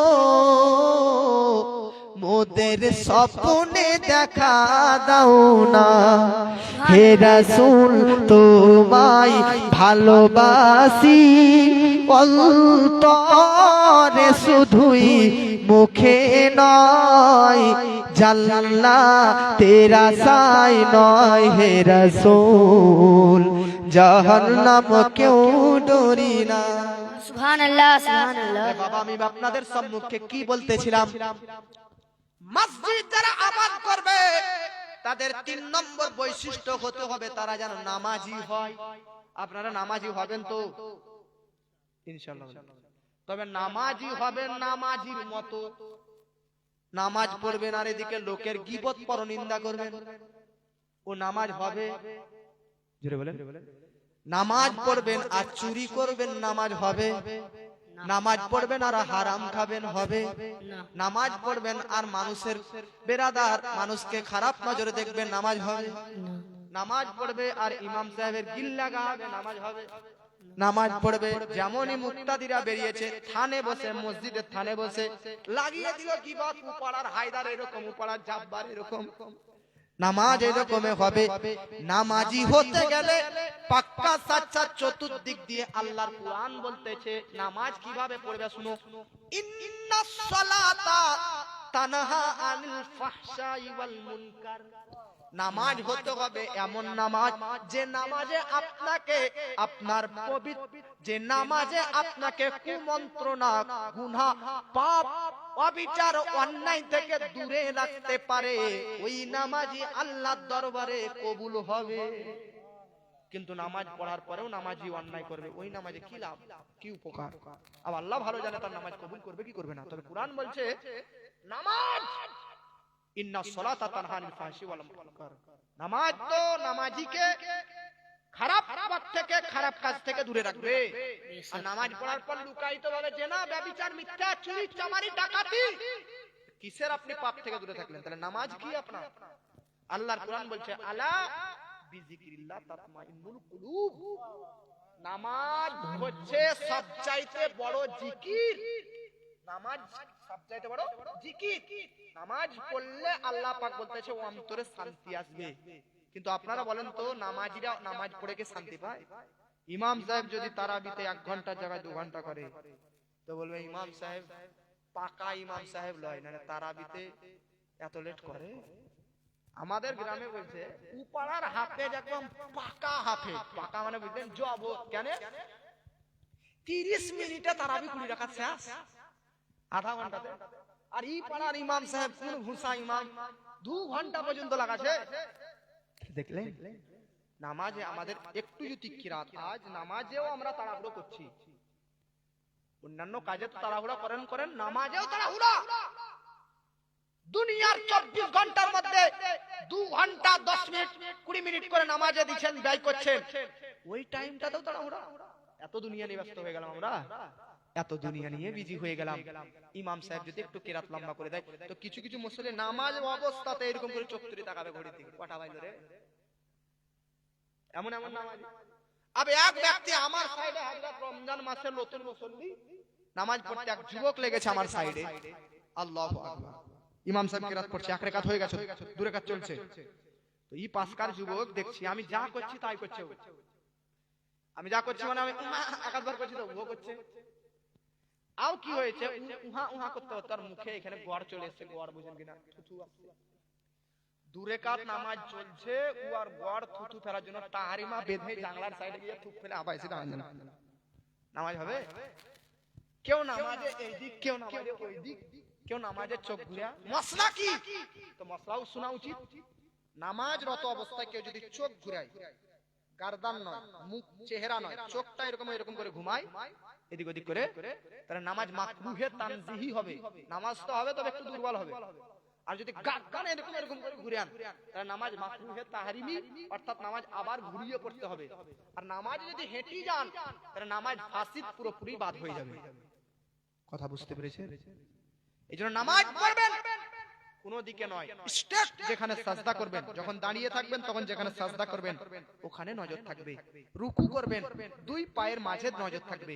সাজদা করবেন নাক, সাজদা যখন করে তখন 7টা অংশ সাজদা করবে আপনার শরীরে, হাত, চেহারা, নাক, কপাল, হাঁটু। সাজদা করার সময় খেয়াল রাখতে হবে 2 পায়ের যে 10টা আঙ্গুল, 5 করে 10টা, এই 10টা আঙ্গুলকে দুমড়ায় পশ্চিম দিকে রাখা হচ্ছে সুন্নাত। কমপক্ষে 10টা আঙ্গুলের মধ্যে 3টা আঙ্গুলকে পশ্চিম দিকে এরকম করে দুমড়িয়ে রাখাটা ওয়াজিব। আর একটা আঙ্গুল 10টার মধ্যে একটাকে রাখা একবারে ফরজ। এই জামাতবাসী, এক একজন নামাজ পড়ে সাজদাতে মাথাটা আছে, নাক জমিনে লেগে নাই, নাকটা উপরে আছে, কেমন করে করে।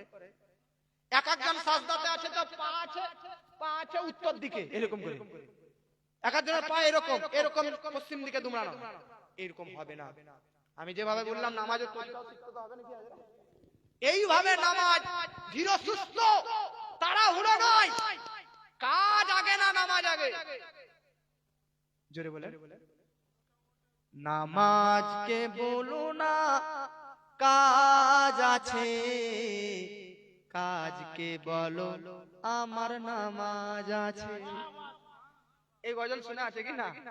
নামাজকে বলো না কাজ আছে, কাজকে বলো আমার নামাজ আছে। আমার বন্ধু, নামাজ কিভাবে পড়তে হয় দেখুন। अब पूरा तो याद नहीं है, दो लाइन याद आ गया तो बोल दिया, है कि नहीं? अब उतना कौन है, अभी याद आ गया, माइंड आ गया, ऐसे बोल दिया। अब जो याद होगा वही ना बोलना पड़ेगा। मोहब्बत से बोलिए सुभान अल्लाह।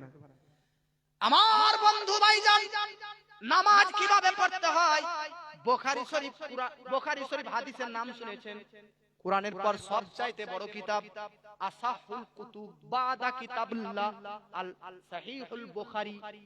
এই বুখারী শরীফের রাইটার যিনি, লেখক যিনি, ওনার জন্ম 194 সালে, মানে নবীজির ইন্তেকালের 184 বছর পর ইমাম বুখারী তিনাকে বলা হয়। তবে তিনার আসল নাম মুহাম্মদ, আর ওনার বাপের নাম ইসমাইল। আমার নাম ইসমাইল রেজা নুরি। তো বাবাজি, ইমাম বুখারী তিনার আসল নাম মুহাম্মদ, বাপের নাম ইসমাইল। ইমাম বুখারী মুহাম্মদ বিন ইসমাইল তিনি একদিন নামাজ পড়লেন।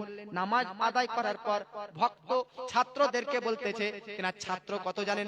তিনার ছাত্র তিনার ইন্তেকালের পর গণনা করা যায় তো ছাত্র সাধারণের মধ্যে ধরা হয়নি, যারা বড় বড় মুহাদ্দিস ছাত্র তাদের সংখ্যা হচ্ছে 90,000। ইমাম বুখারীর একটা ছাত্রকে ইমাম বুখারী জীবন্ত অবস্থায় বলল, বাবুরে দেখতো পাঞ্জাবির ভিতরটা যেমন কেমন কুটুর কুটুর করতেছে, জ্বালা করতেছে। আর ছাত্র ইমাম বুখারী, বুখারী শরীফের লেখকের পাঞ্জাবিটা তুলে দেখতেছে, একই জায়গাতে মৌচাকে যে জ্বলন্ত বিষাক্ত মধুমাছি থাকে, ওই মধুমাছিতে নামাজরত অবস্থায় একই জায়গাতে 14 বার দংশন করেছে। আমাদের শরীরে সুড়সুড়ি যে দেয়, কামড়ায় না, বিষাক্ত নয়। মাছি, মাছি বসলেও বুঝতে পারি, মশা বসলেও বুঝতে পারি।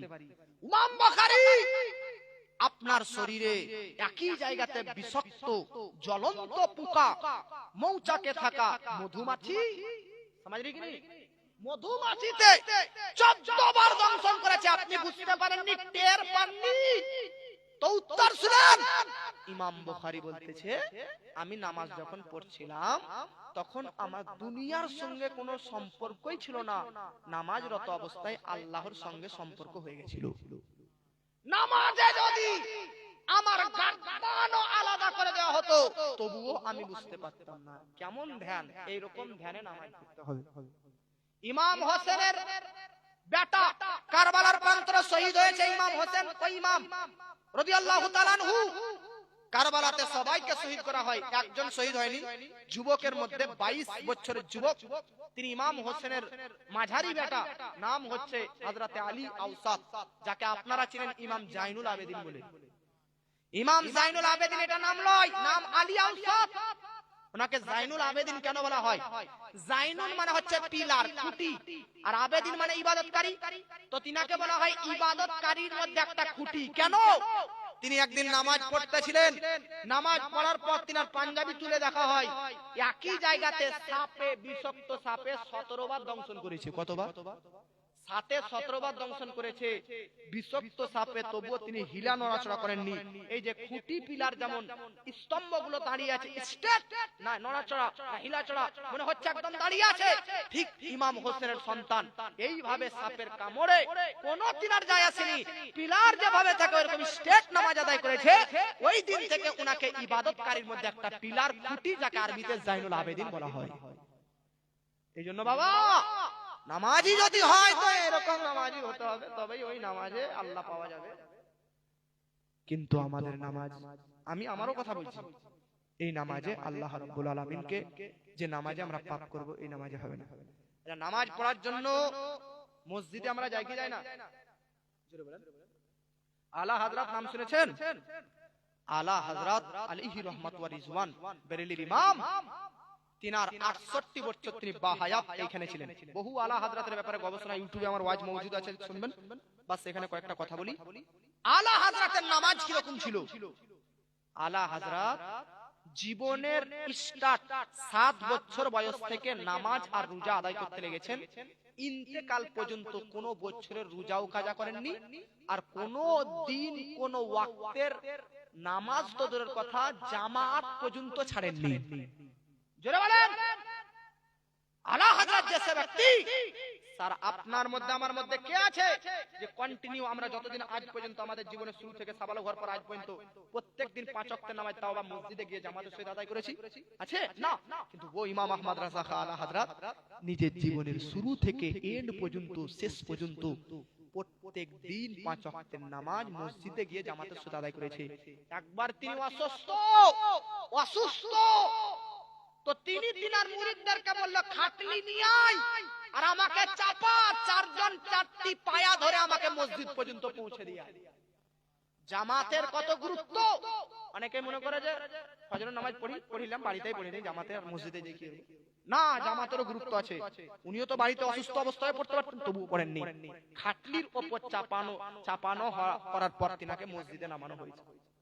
একবার হুজুর হাফিজে মিল্লাত আল জামিয়াতুল আশরাফিয়া মাদ্রাসার প্রতিষ্ঠাতা হুজুর হাফিজে মিল্লাত, এটা সংক্ষিপ্ত বলা হয়, ওনার আসল নাম আল্লামা আব্দুল আজিজ মুহাদ্দিসে মুরাদাবাদী রাহমাতুল্লাহ আলাইহি।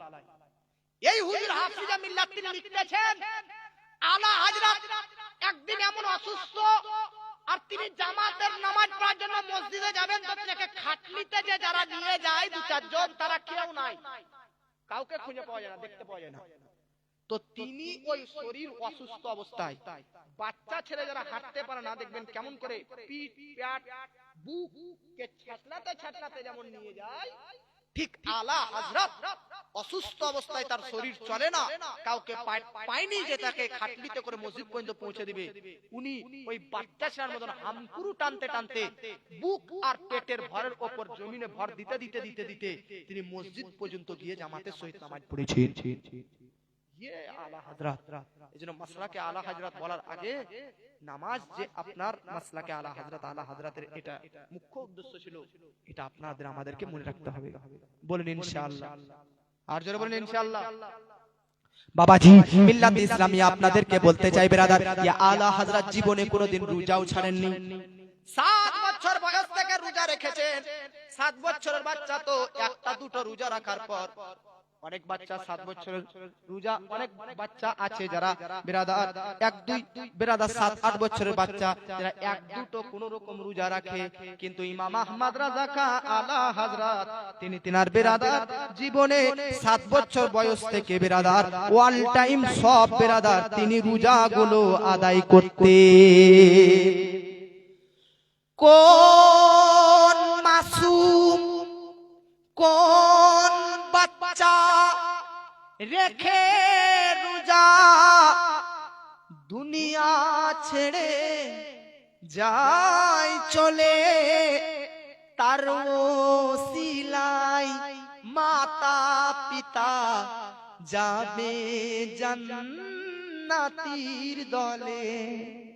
জোরে বলেন কোন মাসুম রেখে রোজা, কোন বাচ্চা রেখে রোজা দুনিয়া ছেড়ে যায় চলে, তার ওসিলাই মাতা পিতা যাবে জান্নাতীর দলে। এমন নসিব পায় কয়জন রোজাদার পায় খোদার দর্শন। এমন নসিব পায় কয়জন রোজাদার পায় খোদার দর্শন। রোজার মাসে জান্নাত খোলা, বন্ধ দোজখের দুয়ার। জাগো জাগো ও মুসলমান। ये आला हजरत 7 বছর বয়সে যখন রোজা রাখলো, তো আলা হযরতের বাপ মুফতি নাকি উমদাতুল মুহাক্কিকিন মুফতি নাকি আলী খাঁ রাহমাতুল্লাহ আলাইহি, আলা হযরতের পিতা বাচ্চা ছেলে 7 বছরের বাচ্চা সম্পূর্ণ রোজা রাখতে পারে? তো আলা হযরতকে গোপন এক জায়গাতে রুমের ভিতরে নিয়ে গিয়ে আলা হযরতের বাপ বলছে, বেটা আহমদ মিয়া, তুমি যদি পারো তো দুপুর হয়ে গেছে কিছু খেয়ে নাও। আমরা দেখবেন বাচ্চাদেরকে এই শিক্ষা দিই না, তোর রোজা দুপুর পর্যন্ত, বলি কি বলি না, তোর রোজা 10টা নাস্তা পর্যন্ত। আর বাচ্চারা যদি দুপুর পর্যন্ত না খেয়ে থাকে তো আমরা ওদের খুশির জন্য বলি তোর রোজা হয়ে গেল, বলি কি বলি না। আপনাদের গ্রামে বলেন না, আমাদের দিকে বলে ভাই বলেন। তো আলা হযরতকে তিনার বাপ বলছে, শুনেন বেটা আহমদ মিয়া, বাপ তো আহমদ মিয়া বলে ডাকতেন, মা আমান মিয়া বলে ডাকতেন, দাদা রাজা আলী খাঁ তিনাকে আহমদ রাজা বলে ডাকতেন, আর আলা হযরত নিজে তিনার নাম রাখছেন আব্দুল মুস্তাফা, আর তিনার জন্মসালের হিসাবে ঐতিহাসিক নাম হচ্ছে আল মুখতার, আর আকিকাগত নাম তিনার হচ্ছে মোহাম্মদ। জুড়ে বলে আলা হযরতের 7 বছর বয়স, 7 বছর বয়সে বাপ রুমে নিয়ে গিয়ে গোপন জায়গাতে বলছে, বেটা কেউ নাই, কেউ তোমাকে দেখতে পাবে না, তুমি এই নাও শরবত নাও বা খাবার নাও, খেয়ে নাও। তো উত্তর শুনেন 7 বছরের বাচ্চার। আলা হযরত বলতেছেন, আব্বাজি মানুষ তো আমাকে দেখতে পায় না আমার খাওয়া, যার জন্য রোজা রেখেছি সে আল্লাহর নজর থেকে তো আমি দূরে নয়, সে তো আমাকে দেখতে পাচ্ছে। জোরে বলে ইয়ে হচ্ছে তাকওয়া। ওই 7 বছর বয়স থেকে তিনি রোজা রেখেছেন। আলা হযরত রোজার ব্যাপারে একটা ফতোয়া লিখেছেন। আলা হযরতের 1 বছর তার জীবনের শেষ মুহূর্ত, মানে 66-65 বছর যখন বয়স, তখন শরীর অসুস্থ, এত শরীর অসুস্থ, আর ওই বছর গরমের টাইমে রোজা, তিনার গরমের টাইমে রোজা রাখতে অসুবিধা হবে ওই শরীর অবস্থায়। তাই তিনি ফতোয়া লিখতেছেন কিভাবে দেখুন, যে মুফতি বল কোন ব্যক্তির এমন শরীর, এত শরীর অসুস্থ যে এই আগামীতে গরমের মৌসুমে সে রোজা রাখতে পারবে না, তবে পার্শ্ববর্তী দেশের পাহাড়ের নিচে ঠান্ডা আবহাওয়া আছে, তো এই ব্যক্তির কি তার গ্রাম ছেড়ে ওই পাহাড়ের নিচে শীতের আবহাওয়াতে গিয়ে রোজা রাখতে হবে? তো লিখতেছে হ্যাঁ লিখতে হবে।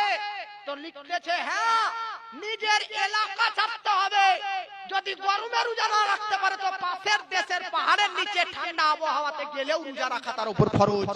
আলা হযরত বলছে তাহলে বিস্তার গুটাও আমার জন্য, ব্যাগ প্যাকিং কর, আমি সেই ব্যক্তি এই গরমের টাইমে এই ভারতে আমার এই বেরেলিতে রোজা রাখা সম্ভব নয়, পাশের দেশ যাব, ওই পাহাড়ের নিচে ঠান্ডা আবহাওয়াতে গিয়ে রোজা মাসটা রোজা রেখে আসবো। ইয়ে হচ্ছে তাকওয়া। তিনি তিনার জীবনে ফরজ ওয়াজিব তো দূরের কথা, একটা সুন্নাত পর্যন্ত তিনি ছাড়েননি, তার নাম সুন্নি। আর আমরা এজন্য কয়েকটা সুন্নত আপনাদেরকে বলতেছি শুনেন। মসজিদে প্রবেশ করার সময় সুন্নাত ডান পা দিয়ে প্রবেশ করা, বার হওয়ার সময় কোন পা দিয়ে? আমি তো প্রায় জায়গাতে বলি মসজিদে প্রবেশ তো করতেই হবে, তাহলে ভাই এমন ভাবে প্রবেশ করুন যাতে প্রবেশ করা কাজটাও হয়ে যায় আর নবীজির সুন্নাতও আদায় হয়ে যায়, নাকি? কাজও হবে আর সুন্নাত হবে, কত ভালো ব্যাপার। আর মসজিদে প্রবেশ করে আপনি খেয়াল রাখেন না কোন পাশে, একদিন খেয়াল রেখে মসজিদে প্রবেশ করেন, যখন কাজও হলো সুন্নাতও আদায় হলো।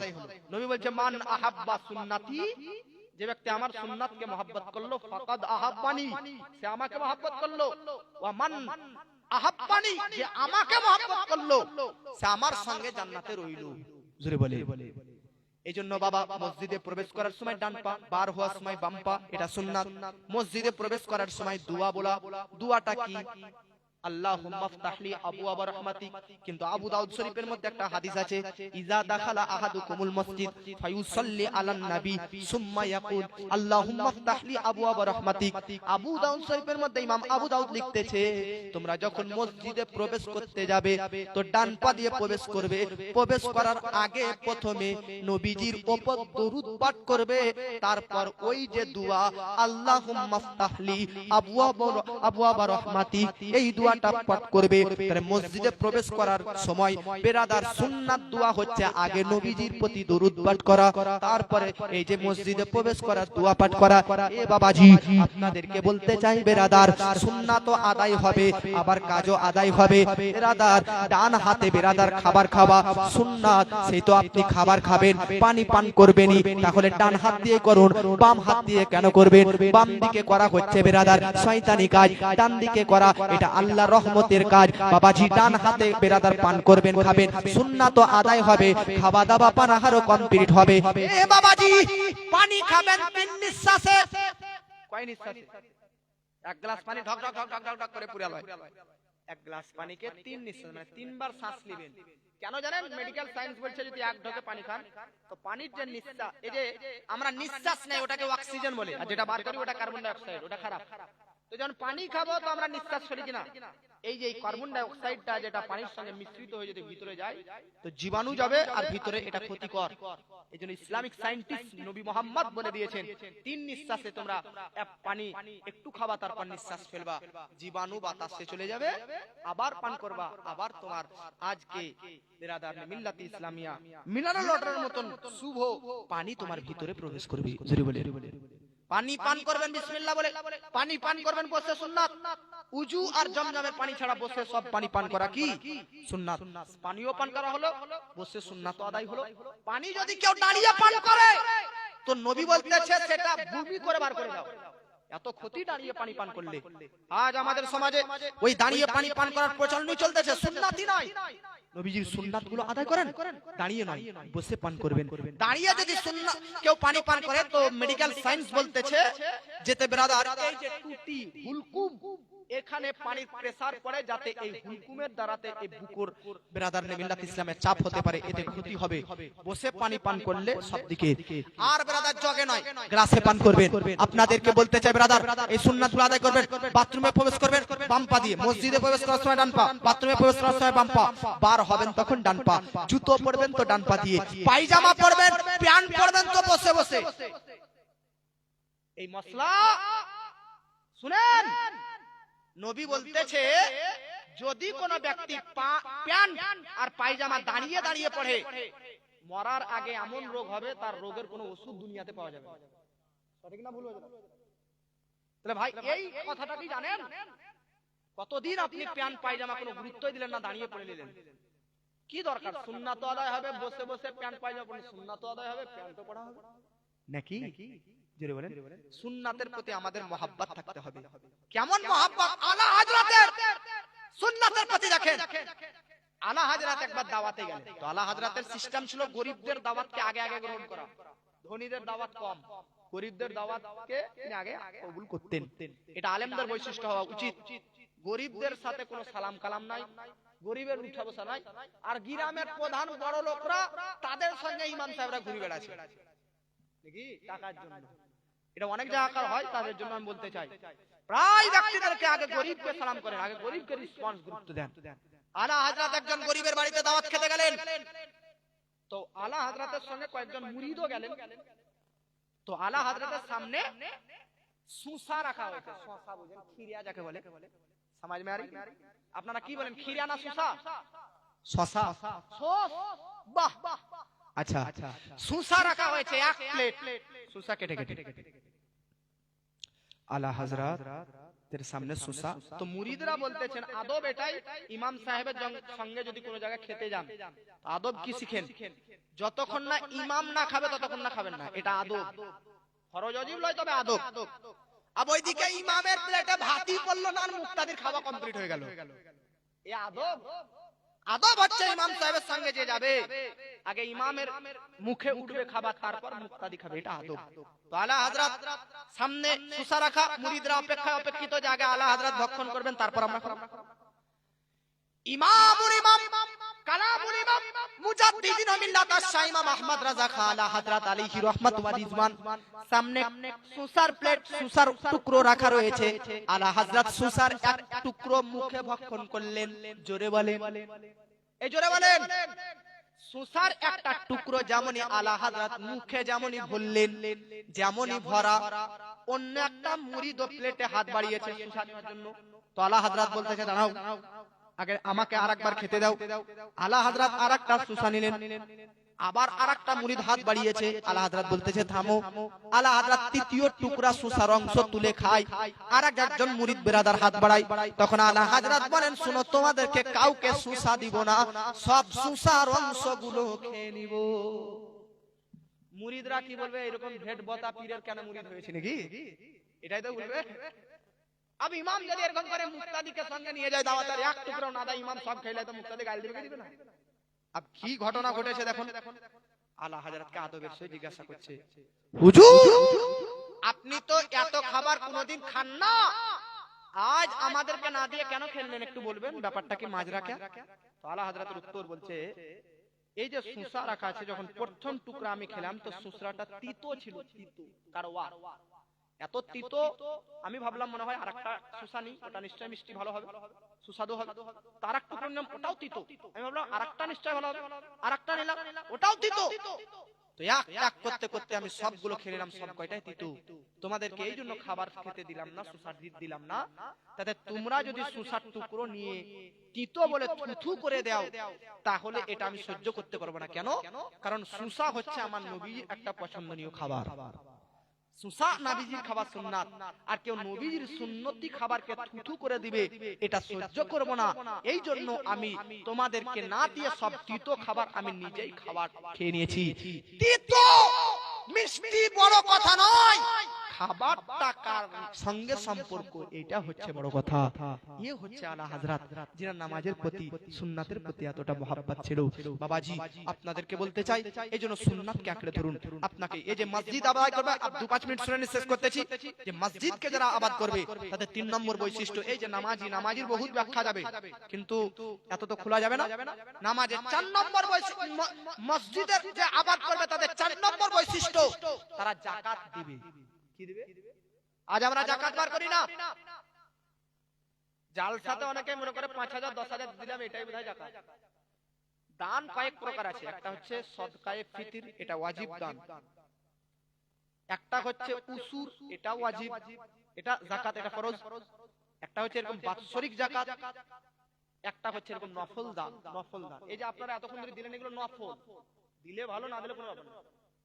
কিন্তু যাকাত এটা ফরজ, এটা দিতেই হবে বছরে একবার।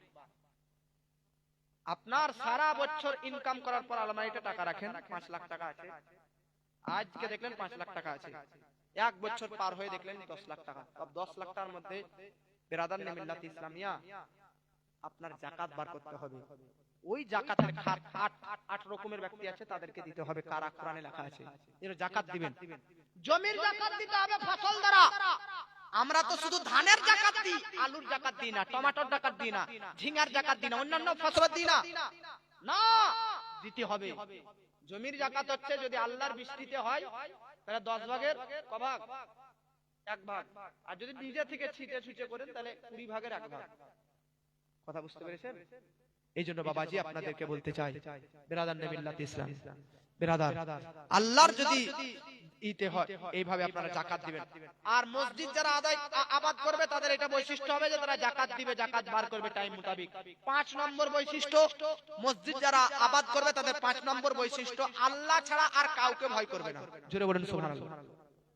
মসজিদ তৈরি করতে কে কি বললো কোনো কথা নয়, দিনই কাজ করছি, লোকের কথা শুনবো কেন?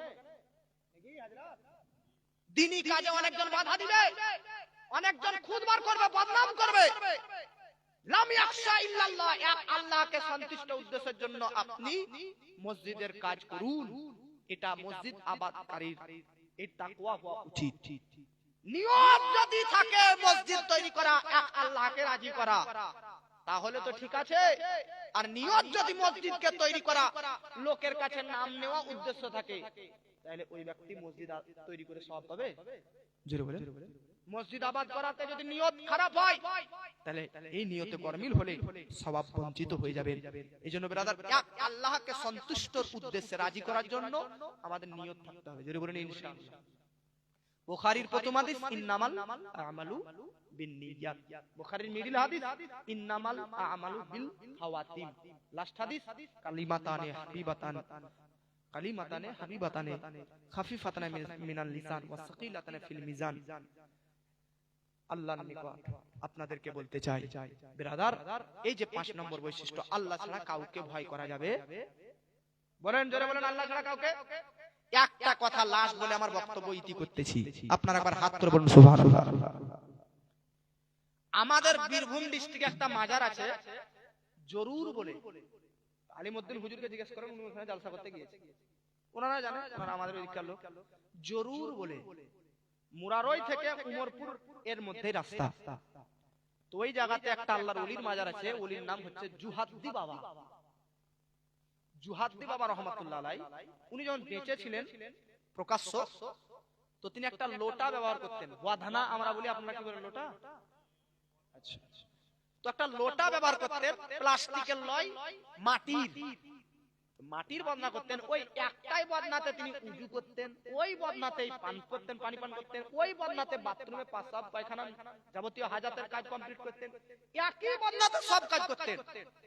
তো এই একটাই বদনাতে, মাটির বদনাতে যখন সব কাজ করতে করতে একদিন মাটির বদনা হাত থেকে ফসকে পড়ে যায়নি, ভেঙে যায়, বিশাল কান্না।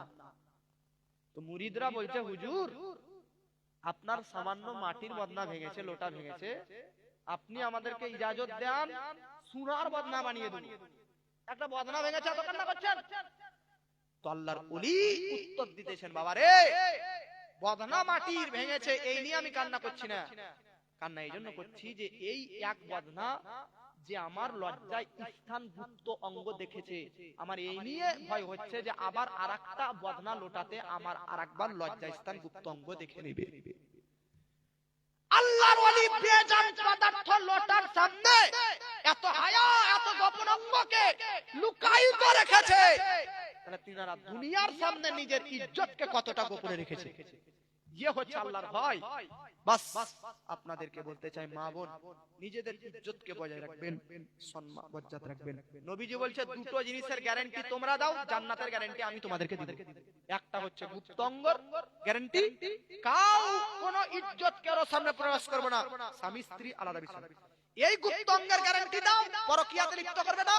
আর একটা জবরের গ্যারান্টি দাও যে খারাপ কথা বলবো না। এই দুটো জিনিসের গ্যারান্টি তোমরা আমি নবীকে দাও, আমি নবী তোমাদেরকে জান্নাতের গ্যারান্টি দেব। জোরে বলে। আজ বাপ ব্রাদার আপনাদেরকে বলতে চাই, বাস বহুত ওয়াজ হয়ে গেল এই টাইমে, আমিও আপনারাও ওয়াজ আপনারা এত ধ্যান দিয়ে শুনবেন, এটাও খুব ভালো ব্যাপার। আল্লাহ পাক সকলকে তৌফিক দান করুন, সঠিক বুঝার সুঝার। বাস এখানে বক্তব্য সমাপ্ত করলাম। হ্যাঁ, না গজল হবে, গজল আমি জানতে পারছি, আর বলতে প্রত্যেক জায়গাতে স্টেজের শেষে বলতে হয়, তো যাক এটা গাজাল বলবো, একবার দরুদ শরীফ ধ্যান দিয়ে পড়েন। আল্লাহুম্মা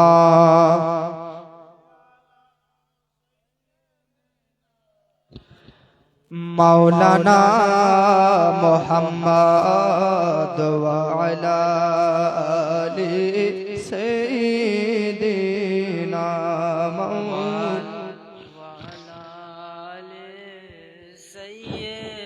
মাওলানা।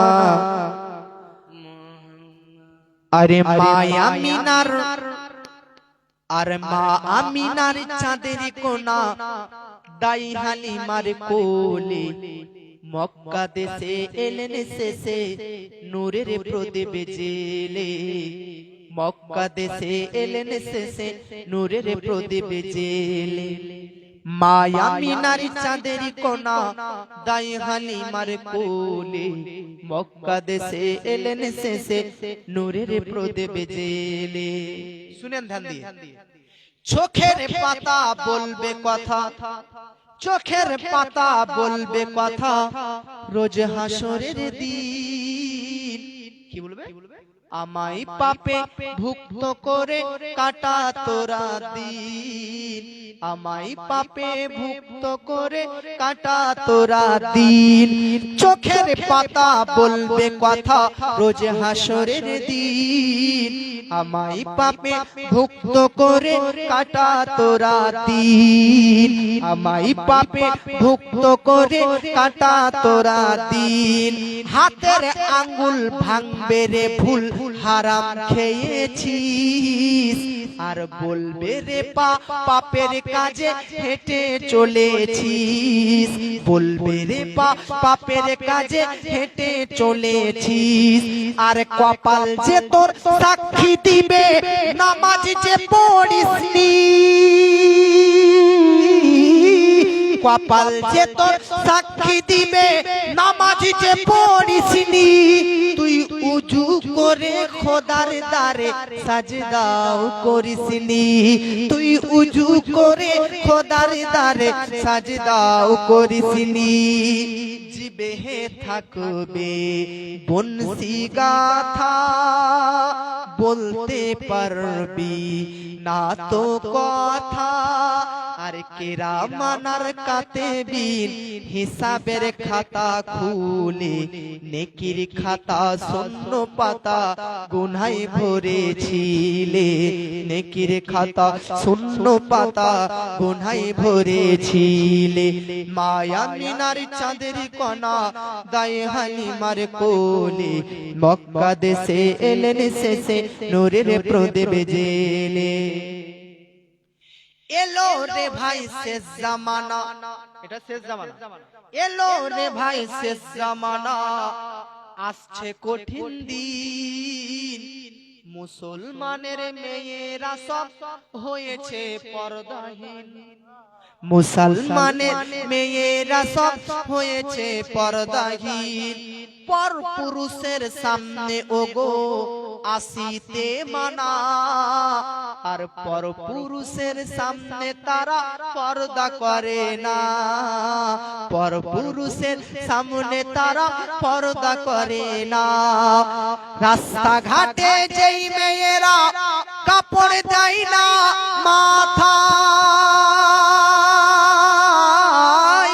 রাস্তাঘাটে যেই মেয়েরা কাপড় দেয় না মাথায় আবাবিল পাখি ঠোকর মারবে সেই মেয়েদের মাথায় মাথার ঘিলো খুলে খাবে হাসবে শয়তান দুলে দুলে তাই নবীর বেটি মা ফাতিমা নবীর বেটি মা ফাতিমা পর্দাশীল ছিলেন স্মরণ করুন তিনার কথা ও সব মা বোনেরা মিলে স্মরণ করুন তিনার কথা ও সব মা বোনেরা মিলে অহংকারী চুগলখড়ি যে জন করে ভাই আল্লাহ বলে আমি ও সব সহ্য করি নাই আল্লাহ বলে আমি ও সব বরদাস্ত করি নাই আমি তোদের গড়িয়েছি মোর ইবাদতের তরে আমি তোদের গড়িয়েছি মোর ইবাদতের তরে পরের গীবত গিল্লা করিস কোন সাহসে ওরে আদম সন্তান শুনে রাখো রে আসবি যে দিন গরু মাঝারে পড়িয়ে দিব শিকল বাঁধা আগুনেরই গোলে পড়িয়ে দিব শিকল বাঁধা আগুনেরই গোলে নফসি নফসি করবি তোরা ভাসবি চোখের জলে বাস বলা ভাষার মাধ্যমে হয়ে থাকে ভুল ত্রুটি আল্লাহর নিকট ক্ষমা প্রার্থনা করুন আস্তাগফিরুল্লাহ রাব্বি মিন কুল্লি যামবি ওয়া আতুবু ইলাইহি মা আর পুরুষ সবাইকে একটা দোয়া শিখিয়ে যাচ্ছি জীবনে যতদিন নামাজ পড়বেন নামাজের পরে এই দোয়াটা করবেন এটা মা বোন আর পুরুষ সবার জন্য আর একটা দোয়া করবে ওটা শুধু পুরুষদের জন্য ওটা পুরুষরা করবে নাম্বার 1 পুরুষ মহিলা সবাই করবে নামাজের পার্টিতে সেটা কি আল্লাহ আমার মৃত্যু তুমি ঈমানী অবস্থায় দান করিও হ্যাঁ ঈমানী অবস্থায় যদি মরণ হয় তাহলে জান্নাত তাহলে আরশের ছায়া, ডান হাতে আমল পাবেন, আমলনামা থাকবে, ডান দিকে ডান পাশস্থ দলের অন্তর্ভুক্ত হবেন। এক কথায় কোরআন বলে নয়, আয়াত কারিমা তেলাওয়াত করেছি, হাক্কা তুকাতিহি ওয়ালা তামুতুন্না ইল্লা ওয়া আনতুম মুসলিমুন। তোমরা ততক্ষণ পর্যন্ত মরিও না যতক্ষণ না পর্যন্ত পূর্ণ মুসলমান না হয়ে যাও। আপনি জন্মগত মুসলমান কোনো ব্যাপার নয়, কিন্তু মারা যাচ্ছেন কি অবস্থায় ওইটা হচ্ছে বড় ব্যাপার, দেখার বিষয়। হাদিস শরীফে আছে ইন্নামাল আমালু বিল খাওয়াতিম, মানুষের আমল নামা, মানুষের সৎ কাজ নির্ভর করে তার জীবনের শেষ মুহূর্তের উপর, মৃত্যুর উপর। মৃত্যু যদি ঈমানী অবস্থায় হয় তাহলে সারা জীবনের উপাসনা আরাধনা কবুল, আর মৃত্যু যদি বেঈমান অবস্থা হয় সারা জীবনের নামাজ রোজা সব বাতিল। ইবআসু কুল্লু আবদিন আলা মা মাতা আলাইহি, মানুষ যে যে অবস্থায় মারা যাবে সেই অবস্থায় কিয়ামতের দিন উঠবে। ইমানদার অনুযায়ী মরবেন তো হাসরের প্রান্তরে উজ্জ্বলময় হবেন, বেঈমান অবস্থায় মরবেন তো অন্ধকারে ছেয়ে যাবে। এইজন্য মারা যাওয়াটা ঈমানী অবস্থায়, তবে এইজন্য কুরআন তো বলতেছে মরিও না যতক্ষণ পর্যন্ত পূর্ণ মুসলমান মুমিন না হও। এইজন্য সবাই দোয়া করবেন, আল্লাহ জান্নাত দাও না। আরে ঈমানী অবস্থায় মরাটাই ডিপেন্ড করে জান্নাত পাবা। মরেন যদি বেঈমান হয়ে তাহলে জান্নাত পাবেন কি? ঈমানী অবস্থায় মরাটা ডিপেন্ড করে কোন সিরাতের রাস্তাতে কারেন্টের গতিবেগে পার হওয়া। হাসরের ময়দানে মিজানে দাঁড়ি পাল্লাতে আপনার নেকির পাল্লা ভারী হয়ে যায়, নির্ভর করে ঈমানী অবস্থায় ইন্তেকাল করার উপর। মেন হচ্ছে মৃত্যুর সময়, ওই মৃত্যু যদি আমাদের ঈমানী অবস্থায় হয় তাহলে যত জান্নাতি নাজ ও নিয়ামত সবকিছু উপলব্ধি করবেন। এইজন্য দোয়া করবেন কি, যে আল্লাহ বলেন, এ আল্লাহ মৃত্যু আমাদেরকে ঈমানী অবস্থায় মুমিন অবস্থায় দান করুন। এটা মা আপনারা সবাই করবেন। আর পুরুষরা আরেকটা দোয়া করবেন, আল্লাহ তুমি আমার মৃত্যু যেই দিনই দান করবা, মৃত্যুটা যেন মসজিদের মধ্যে হয়। মসজিদে যে মারা যাবে কনফার্ম সে পাক ব্যক্তি, না পাক নাই। রাস্তার অ্যাক্সিডেন্টে, হসপিটালের বেডে, রাস্তার ঘাটে, মাঠে ঘাটে, বাজারে বাড়িতে পুরো কনফার্ম নিশ্চয়তা নাই যে আপনি নাপাক আছেন, নাপাক।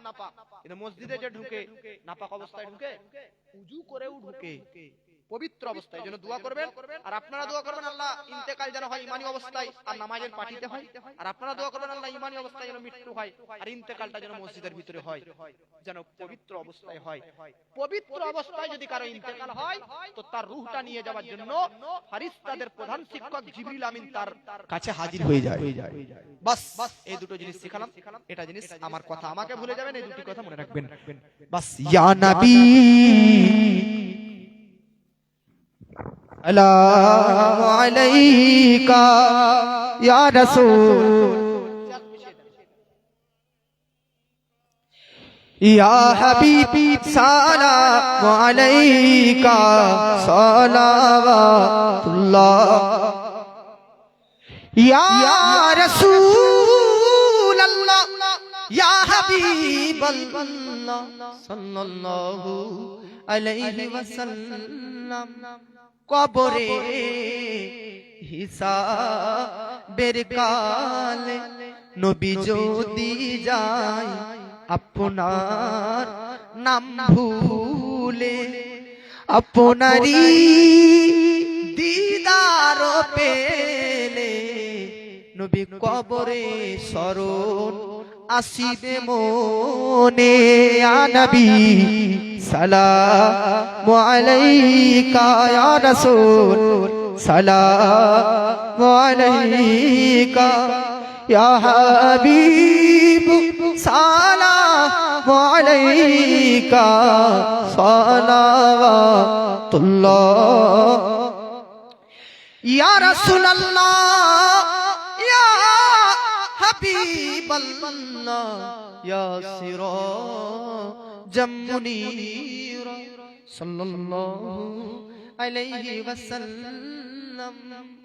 হাসরে বিপদ কালে ওগো পাসিনা পড়িবে গোলে, ডাকিব ইয়া নবী বলে, ডাকিব ইয়া নবী বলে, নবী নিয়েন গো কোলে তে তুলে।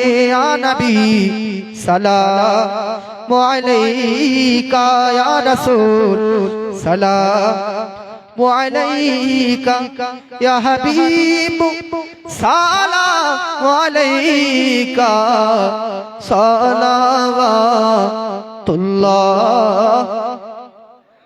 الصلاة والسلام عليك يا رسول الله الصلاة والسلام عليك يا حبيب الله الصلاة والسلام عليك يا نورا من نور الله وعلى آلك وأصحابك يا شفيعان يوم الجزاء بلغ الأولى بكماله كشف الدجى بجماله حسنت جميع خصاله صلوا عليه وآله